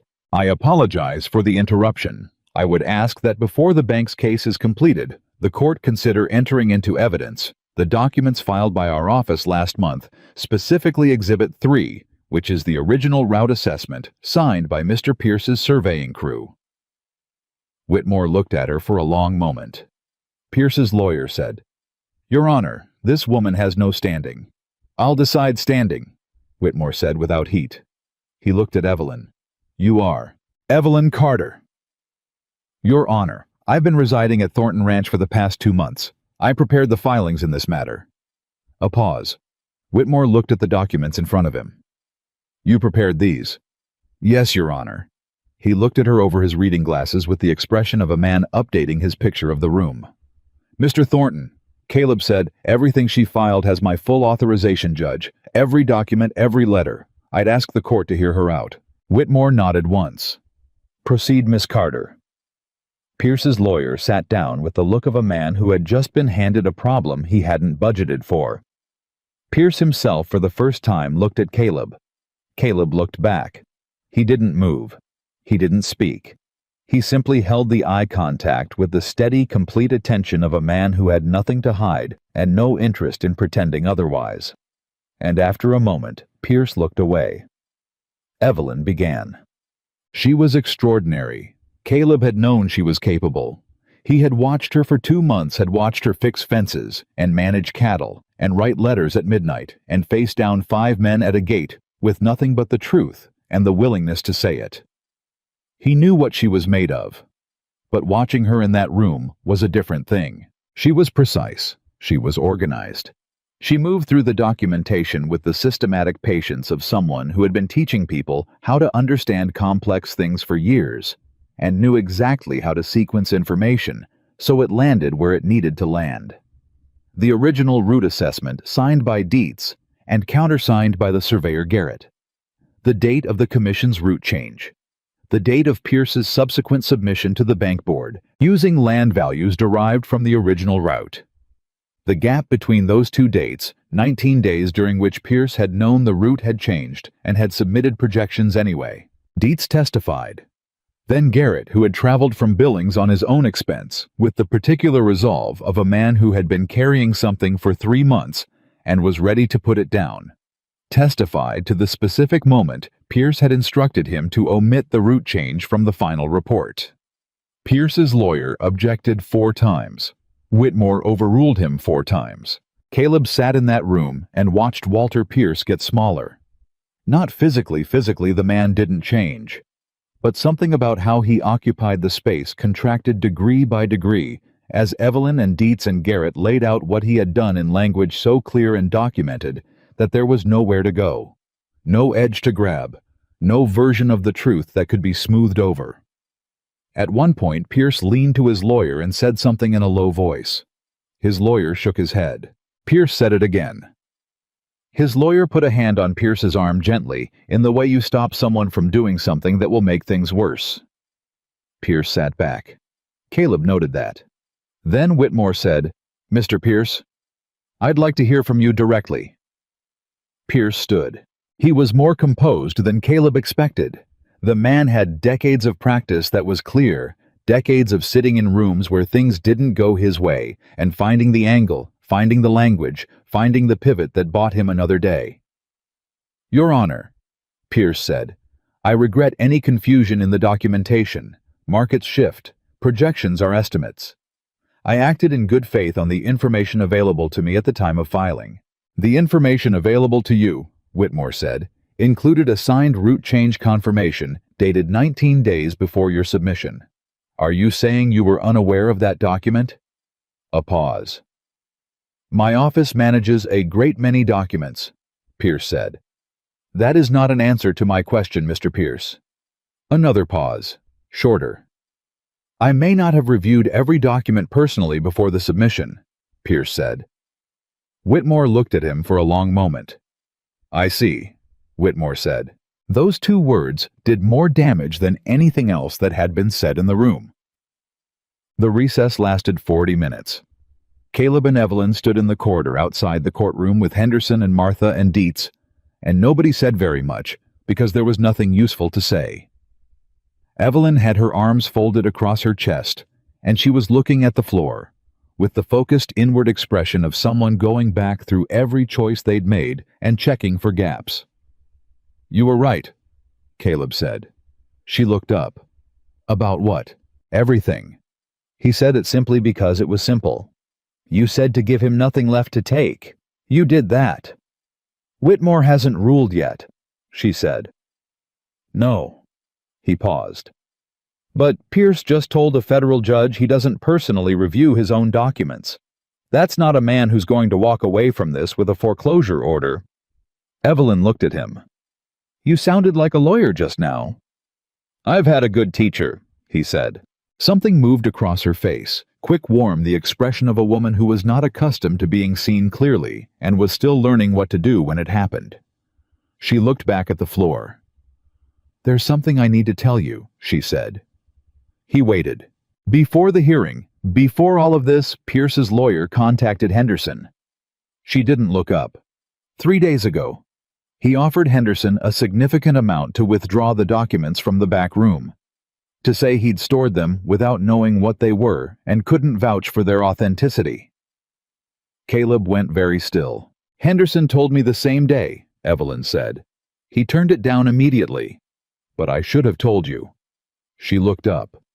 "I didn't because I didn't want to give you one more thing to worry about before the hearing, and I made a decision that was yours to make too. I'm sorry." Caleb looked at her for a long moment. "Henderson turned it down," he said. "Immediately. Didn't hesitate." He nodded slowly. "Then the decision didn't need me." "Caleb, Evelyn." He said her name with a patience that was also a reassurance. "You've been managing 15 things at once for 2 months. You made a judgment call. It was right." He held her gaze. "But tell me next time." "Next time," she agreed. A pause. "What you said in there," he said. "When you spoke without being recognized. You knew you weren't supposed to." "Yes." "You did it anyway." "Yes." "That could have ended badly." It could have. She looked at him steadily. But Whitmore was about to let Pierce's lawyer set the frame for the whole hearing, and once that frame was set, it was going to be very hard to break. I had maybe 30 seconds. She paused. I used them. Caleb studied her face. He thought about the gate. The first day. The woman who had stood in the road and said I finally found where I belong before she had any reason to believe it was true. I know, he said quietly. I know you did. Martha appeared at the end of the corridor. They're going back in, she said. Whitmore's ruling took 11 minutes. Caleb counted. The fraudulent land valuations submitted to the First Federal Bank Board were referred for federal investigation. The outstanding loan against Thornton Ranch predicated on those valuations was suspended, pending the outcome of that investigation. Walter Pierce was ordered to surrender his financial documentation to the court's appointed examiner within 30 days. His attorney immediately filed for extension, which Whitmore granted for 2 weeks and no more. The foreclosure action against Thornton Ranch was dismissed. The room was not dramatic about it. Whitmore read the ruling in the same measured voice he had used for everything else, and his clerk recorded it, and Pierce's lawyer wrote something on his notepad, and Pierce himself sat very still with his hands flat on the table. Caleb heard the words and felt them land one by one, like something being placed back in a space that had been emptied. Beside him, Evelyn exhaled, not loudly, not dramatically. Just a long, slow release, barely audible, the sound of someone who had been holding their breath for months, finally deciding it was safe to breathe again. He reached over and put his hand over hers on the table. She turned her hand over and held his. Neither of them looked at each other. They didn't need to. After Whitmore left the bench, after the room began to empty, with the shuffling movement of people who had witnessed something and needed to process it, Pierce's lawyer gathered his papers. Pierce sat for another moment. Then he stood. He looked across the room at Caleb. "This isn't what you think it is," Pierce said. His voice was controlled. Tired under the control, but controlled. "The investigation will take years. The bank board will manage it. This..." He gestured vaguely at the room, the ruling, everything. "This is a delay." Caleb stood. He was half a foot taller than Pierce, and when he crossed the room, Pierce didn't move back, which Caleb gave him credit for. "It's not a delay," Caleb said. "It's documentation. And once something is documented, Mr. Pierce, it doesn't undocument." He looked at the man evenly. "You should have left my mountain alone." Pierce looked at him for a moment. Then he picked up his hat and walked out. Caleb stood where he was for a moment in the emptying room, in the particular silence of a thing that was finished. Then he turned back. Evelyn was standing where he'd left her, watching him with Henderson's hand on her shoulder, and Martha already producing food from somewhere, and Dietz shaking his head with a small satisfied expression. Caleb walked back. When he reached her, he stopped. He had spent 7 years learning to not say things, learning to swallow what needed to be said and convert it into work, into fence posts and cattle counts and early mornings at the creek. He was good at that. He had made it into a practice so complete it had started to feel like identity. But she was standing there, and she had ridden into a federal courtroom with documents she had assembled by lantern light at midnight, and she had spoken without permission, and she had held her ground against a man who had taken everything from her once before, and she was standing there looking at him with an expression that was trying very hard to be composed, and was not quite succeeding. He said, "Come on. Henderson's wife has been feeding us for 2 days. We owe her a meal." Evelyn laughed. It was the first time he had heard her laugh. Really laugh unguarded and full and unplanned, and it did something to the inside of his chest that he did not immediately have a name for. She walked beside him out of the courthouse. Into the Helena afternoon, the summer sun still long and gold, the mountains visible from the city streets, if you knew where to look. "Caleb," she said. What happens now?" He glanced at her. "Now," he said, "we go home." The word landed between them. Home. Not the ranch, not Thornton's place, not the property. Home. She didn't say anything. She walked beside him. But her shoulder was close enough to his that their arms touched with every other step, and neither of them moved away. And the distance between them that had been closing for 2 months, that had been measured in fence posts and creek buckets and letters written at midnight, and a hand held at a table on a night when the fire was out and the danger was past, that distance was something she could have covered with one more step. She knew it. He knew it. They walked to Henderson's wagon, and the mountain was waiting for them north of everything large and wild and theirs. They were 2 hours north of Helena when Evelyn said, "I want to rebuild the south pasture." Caleb glanced at her. They were riding side by side on the road, Henderson's wagon ahead, Dietz, having parted ways at the junction with a handshake and a promise to send Garrett's formal deposition once it was notarized. "It'll take until fall to seed it properly," he said. "I know, but if we start the reseed this week, the grass has a chance before the frost."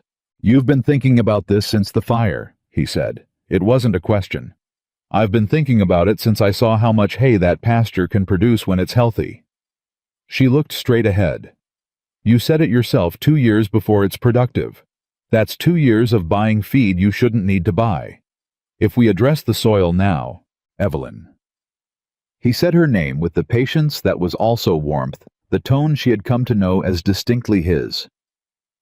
"We can talk about the pasture when we get back. I'm talking about it now because it helps me not think about everything else." A pause. "Everything else like what?" he asked. She was quiet for a moment. "Like what comes next," she said. "The investigation will take months. Pierce will appeal, probably. The bank board will be slow." She glanced at him. "Nothing is actually settled." "The ranch is settled," Caleb said. "The foreclosure is dismissed. The land is ours." She registered the word ours the same way she had registered home. She chose not to examine it directly the way you choose not to look directly at a light that is still very bright. "I mean for me," she said. "What comes next for me?" Caleb rode in silence for a moment. "What do you want to come next?" he asked. She looked at him. He was watching the road ahead, but he was listening in the complete directional way that was entirely his, every part of him attending, even the parts that appeared to be elsewhere. "I want to stay," she said. "That's the honest answer." He didn't respond immediately. The road wound north through the summer afternoon, and the mountain ahead was growing larger with each mile, that enormous familiar presence that had terrified her when she arrived and had become somewhere in the past 2 months the thing she looked for when she looked up. "Good," Caleb said finally. That was all. One word said quietly into the summer afternoon. Good. She looked at the road ahead. She was smiling, and she didn't try to stop. The mountain grew larger with every mile reaching for them as much as they were reaching for it. And home, the word, the fact, the impossible ordinary miracle of it, was close enough now that she could feel it. They came home on a Thursday. Evelyn knew it was Thursday because Martha Henderson had told her twice that Thursday was the best day to plant anything you wanted to take root. Something Martha's grandmother had believed and Martha had adopted, without questioning the way people adopt the beliefs of women they love. Evelyn had not been a superstitious person before Montana. She was becoming one slowly, in the way the mountain was changing other things about her quietly, without announcement, until one day she noticed the change had already happened. The ranch looked different when they rode through the gate. It looked like theirs. She registered that without ceremony, the way you register a truth that has been building for a long time and finally reaches the surface. The cistern they had dug together. The fence line on the east pasture angled correctly this time. The south pasture burned and bare, but beginning in 3 weeks, showing the first thin determination of new grass at the edges. The kind of growth that isn't impressive yet, but has every intention of being impressive eventually. Caleb unsaddled the horses. She started on supper. They moved around each other in the cabin with the particular ease of 2 people who had been in the same space long enough that the space had reorganized itself around both of them. His things and her things, occupying the same shelves, the same kitchen, the same table where they had talked until midnight and drafted letters and eaten every meal for 2 months in a silence that had long since stopped being uncomfortable and become something else entirely. Something that felt more than anything else she had experienced in her adult life, like enough. After supper, Caleb pushed back from the table and looked at her. "I need to tell you something," he said. She set down her coffee cup. His face had the expression she had learned to read as meaning he had been holding something for a while and had decided the holding was finished. "All right. I wrote to the county land office last week," he said, "before we left for Helena." She waited. "About the property deed." He kept his eyes on her. "I filed an amendment." A pause. "What kind of amendment?" "The kind that adds a second name," he said, "to the ownership record." The room was very quiet. Evelyn looked at him across the table. She looked at this man who had built a ranch in the mountains for a woman he had loved and lost, who had spent 7 years turning grief into work and silence, into a way of being, who had told her she could stay for 1 week, and then never mentioned the deadline again, who had held her hand in a courthouse in Helena in front of a federal judge without once looking away. "Caleb," she said carefully, "that's a legal document." "I know what it is. You can't, that's not something you undo." "I know that too." She stared at him. "You filed it before the hearing, before we knew how it would go." "Yes." "If Pierce had won, then we'd have lost it together," he said simply. That seemed better. Evelyn sat with that for a moment. Sat with the fact of it, the quiet, enormous fact that this man had put her name on the thing he had been protecting with everything he had before he knew the protection would hold, because he had decided that she belonged in it regardless of outcome. "You should have told me," she said. "I know." He didn't look away. "I was afraid you'd tell me it was too much." "It is too much. I know that too." A long silence. "Caleb Thornton," she said, and her voice had something in it that she didn't try to control. "You are the most stubborn, most deliberate, most—" She stopped, started again. "You could have asked me." "I could have," he agreed. "But asking felt like giving you a chance to say no, and I didn't want you to say no." He said it without apology, without drama, just the plain truth of it, the way he said all his plain truths. "I've been wanting to ask you something else, properly, but I didn't know how to get there from where we were."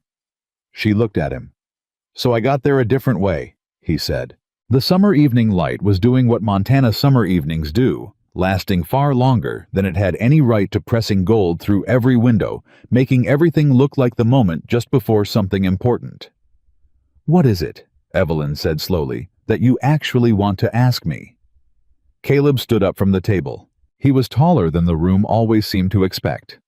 He came around the table, and he stood in front of her, and he looked down at her with those dark, deep river water eyes that she had been learning to read for 2 months and still wasn't finished learning. He said, "Stay. Not because the land office says so. Not because Pierce says so. Not because of any contract or arrangement or thing that was decided for you." He paused. "Because you choose to." Evelyn stood up. They were very close. "I already told you I wanted to stay," she said. "On the road from Helena. Yes." That wasn't enough. "I wanted to hear it here," he said. "On the ranch, at this table." Another pause. "I wanted to hear it the way things should be said, face to face." She looked at him for a long moment. "Yes," she said. "I choose to stay." He exhaled. It was a small sound, barely audible.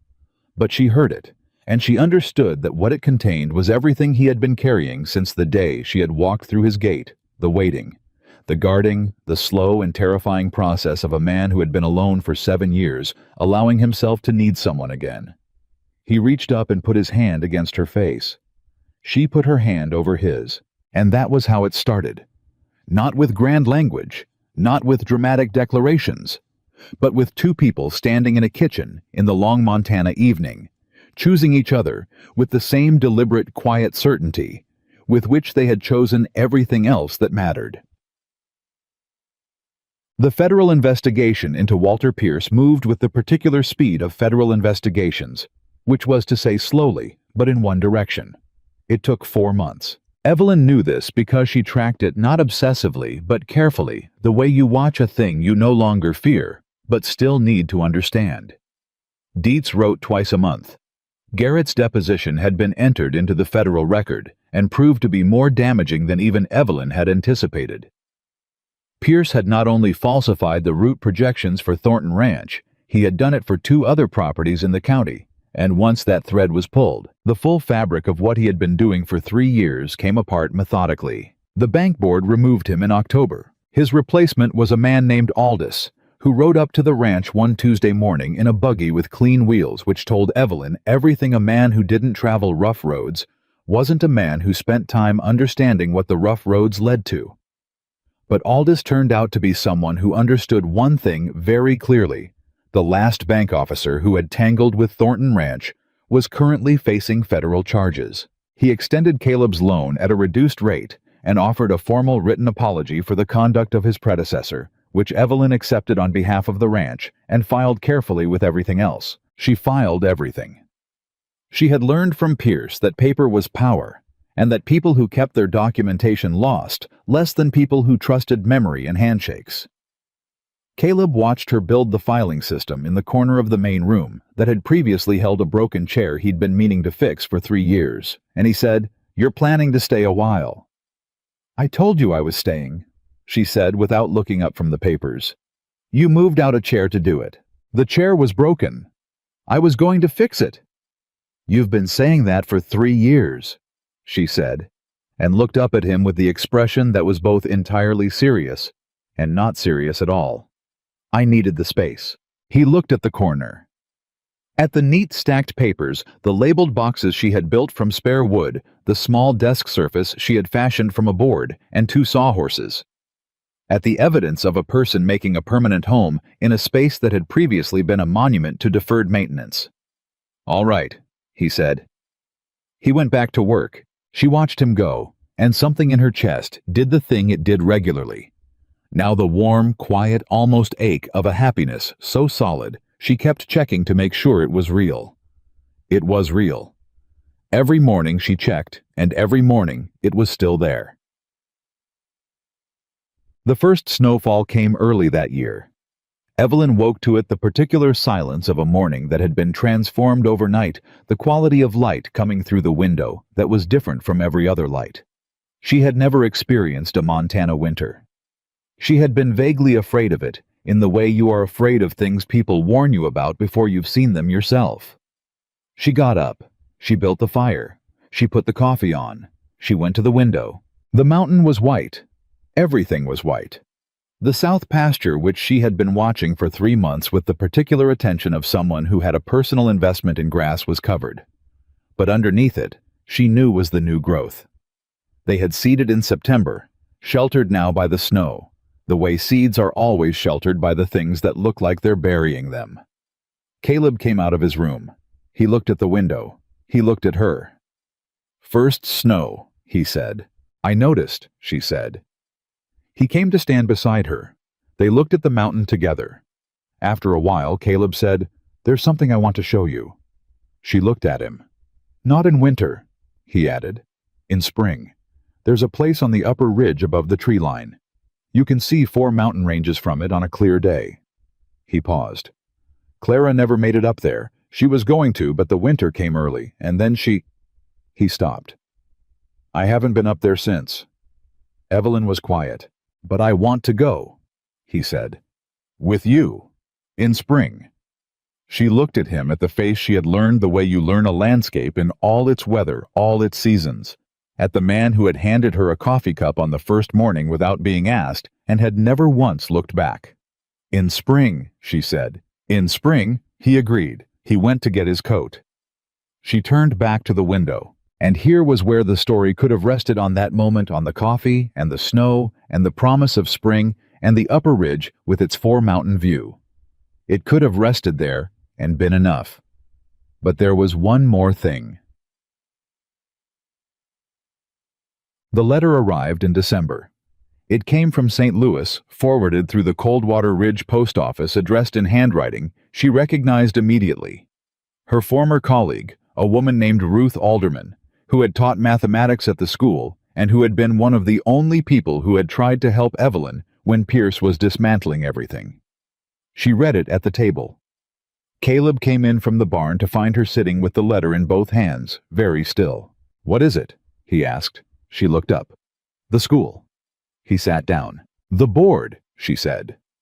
After Pierce's investigation after it came out, what he'd been doing, the original ownership of the building was reviewed. The loan that was used to take it was flagged as part of the same pattern. She put the letter down. "The court in St. Louis has reversed the original seizure. The school reverts to its pre-loan ownership status." She paused. "Ruth says the teachers are still there. The students are still there." Another pause. "She says they've been waiting." Caleb was looking at her steadily. "Evelyn," he said, "I know what you're going to say." "Do you?" She looked at him. "You're going to tell me it's my decision." "It is your decision," he said. "But that's not what I was going to say." He leaned forward. "I was going to say, what do you want?" She sat with the question. What did she want? She looked at the letter.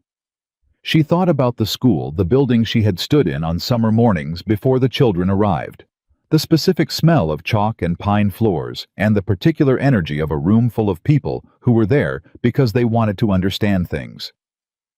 She had loved that school. She had loved it with the fierce, specific love of something built with her own hands from nothing. She looked at the window, at the white mountain. She thought about the cistern, the fence posts, the south pasture coming up green in October, thin and determined, and not impressive yet, but coming. She thought about the upper ridge and 4 mountain ranges, and a promise made for spring. She thought about a hand held across a kitchen table in the dark, and a name added to a property deed before a verdict was in, and one word good said quietly into a summer afternoon.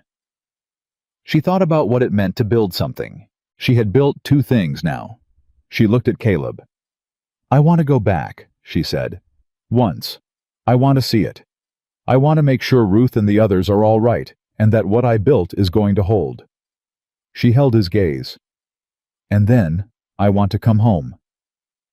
The word landed between them the same way it had on the road from Helena. Home. Caleb was quiet for a moment. "How long?" he said. 3 weeks, maybe 4. 4 weeks is a long time. "I know." She looked at him steadily. "I need to know it's standing on its own, that it doesn't need me to survive." She paused. "The same way you needed to know I could survive on my own before you trusted me with anything that mattered to you." He absorbed that. He nodded once. 4 weeks, he said. "And then I'm back," she said. He reached across the table. She gave him her hand. "Right," he said. "Every week." "Every week," she agreed. She left on the first clear day after Christmas, on the stagecoach she had arrived on 6 months before, and this time the town of Coldwater Ridge turned out to see her off. Not because they had always been her friends, most of them hadn't been. But something had shifted in the months since the hearing, the slow social reorientation of a community that had been organized around a man who was no longer organizing anything. Margaret Hale was there, and she squeezed Evelyn's hand and said, "Come back quick. That man of yours doesn't know what to do with himself when you're not on the property." "He was managing fine before I arrived," Evelyn said. "Managing isn't the same as living," Margaret said simply. "Come back quick." Evelyn got on the stagecoach. Caleb was at the gate, not in town. He was not a man for public goodbyes, and she had said goodbye to him at the ranch. He had walked her to the gate. He had not said anything particularly significant. He had put 2 fingers to the brim of his hat in the gesture she had come to know as his particular language for things he meant more deeply than he could say, and she had understood it, and she had walked to the stagecoach. She did not look back. Not because she wasn't feeling it, because she was coming back, and you don't look back at the places you're coming back to. St. Louis was loud. She had forgotten that. Or rather, she had stopped living in it, and so the volume had faded from memory, the way the sound of something familiar disappears, until you step away and return and hear it again all at once. Ruth met her at the station. They held each other for a long moment, and Ruth said into her shoulder, "You look different." "I am different," Evelyn said. "Good different," Ruth said, pulling back to look at her. "Strong different." The school was standing. That was the first thing she needed to know, and she knew it within 5 minutes of arriving. The building was standing, and the teachers were there, and the students were there. Older now by half a year, but otherwise continuous with the students. She had known that particular energy unchanged. Ruth had been running it in her absence, with the competent, slightly frantic energy of someone doing two people's jobs. And the first thing Evelyn did was sit down with her and go through every financial record, every enrollment document, every correspondence with the city board. It took 3 days. At the end of the third day, Evelyn sat back and looked at what they had built together at the evidence on paper of 3 years of work that had survived. Seizure survived. Pierce survived everything. "It's solid," she said. "It's solid," Ruth agreed. "It was always solid. Pierce just had better lawyers." "For a while," Evelyn said. Ruth smiled. On the fourth day, Evelyn went to the courthouse. She went.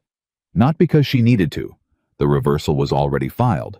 The documents were already in order. But because she needed to stand in the room where a judge had once told her that what she had built didn't count, and understand that the room was different now. It was different. She stood in it for 5 minutes. Then she walked out. Deed. She wrote to Caleb every week. 4 letters, 1 per week, each one longer than the last. Not because she had more to say, but because writing to him had become the thing she did at the end of each day, the way she had once built fires at dawn and carried water from creeks. The practice of it. The daily address to the person who had become, without either of them planning it, the fixed point she oriented around. His letters back were short. Of course they were. Caleb Thornton was not a man of many words on paper any more than he was in person. But what he wrote was precise, 3 sentences about the South Pasture, 1 about the mare's winter coat, 1 about Henderson's wife sending over pie that he had eaten without ceremony. 1 line at the end of each letter, always the same: "Mountain is quiet without you." She read that line 4 times and then folded the letters carefully and kept them in the inside pocket of her coat. The second week, something happened she hadn't expected. A woman came to the school. She arrived without appointment mid-morning, well-dressed, with the particular composure of someone who had made a decision before walking through the door and was not going to reconsider it.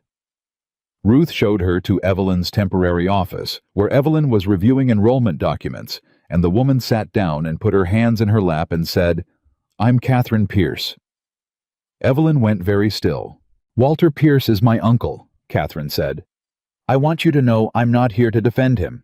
She paused. "I'm here because I was one of his investors, one of the people he defrauded with the false land valuations." Another pause shorter. "I lost a significant amount. So did 11 other people." She looked at Evelyn with clear, steady eyes. "I read about the Montana case in the financial papers. I know what you built and what you proved." She opened her bag and produced a card.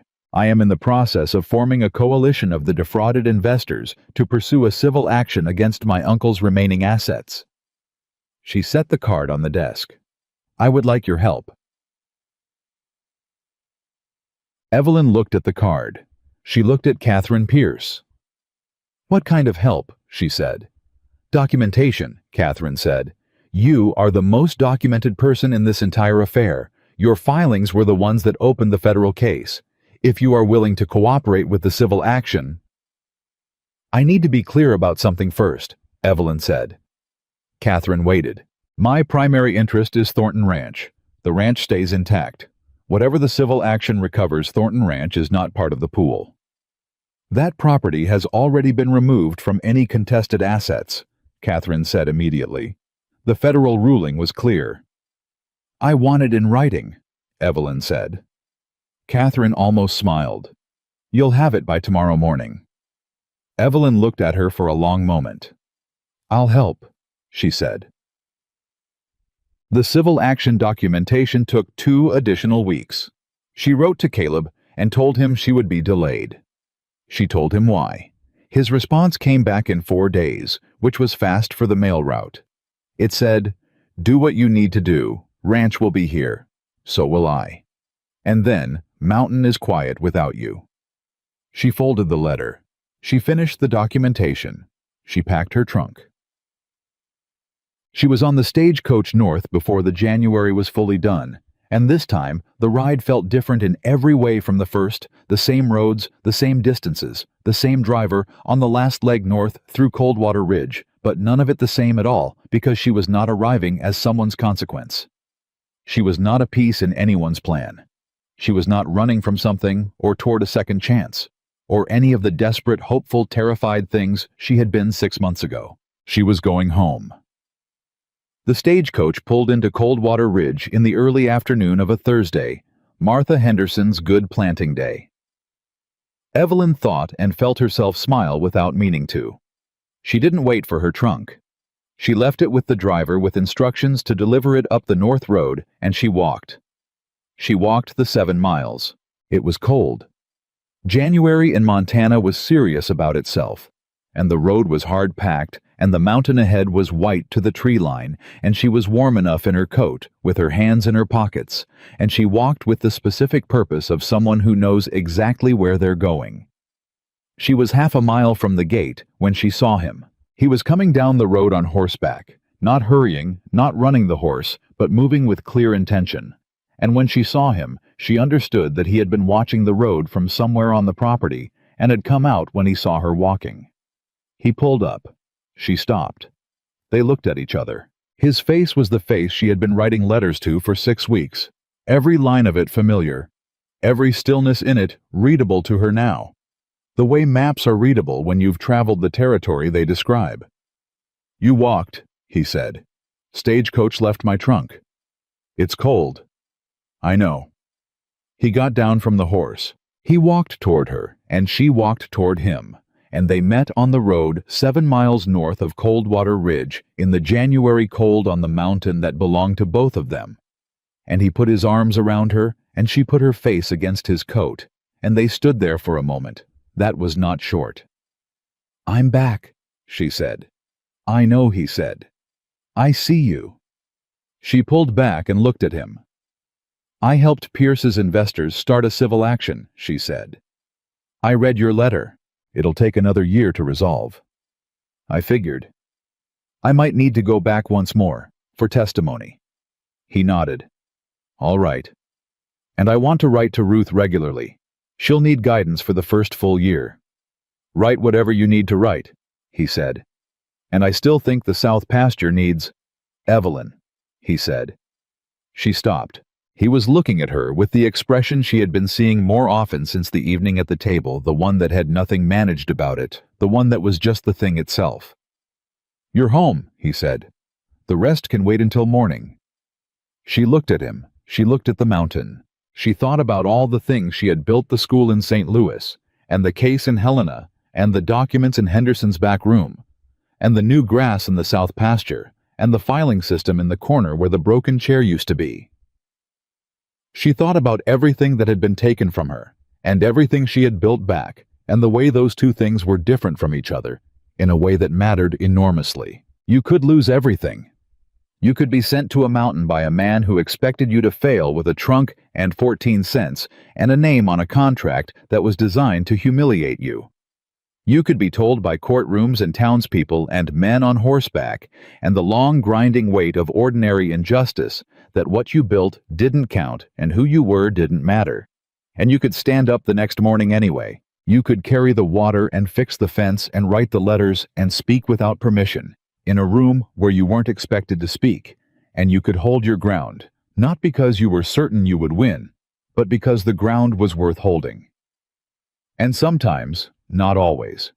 Not without cost, not without the specific grief of everything the fight required. Sometimes you won. And sometimes the place you won it was the same place where someone had been waiting, not knowing how to wait, building and maintaining and enduring in the patient, stubborn mountain way until the person they didn't know they were waiting for came through the gate. She looked at Caleb Thornton. She took his hand. "Take me home," she said. He turned toward the ranch. She walked beside him. The mountain rose above them, enormous and white and permanent, and the road north was clear, and the gate ahead was open, and on the south pasture that they had seeded together in September, under 3 inches of January snow, the new grass was waiting for spring. It was coming back. It had always been coming back. And the woman they had sent to break the mountain cowboy, the woman nobody had wanted, the woman Pierce had calculated would disappear. She walked through the gate of Thornton Ranch with her hand in his, and she did not look back. She was already home. And home, it turned out, was not the place you came from. Home was the place you chose and fought for, and built with your own hands, and refused, absolutely and completely refused, to let anyone take from you again.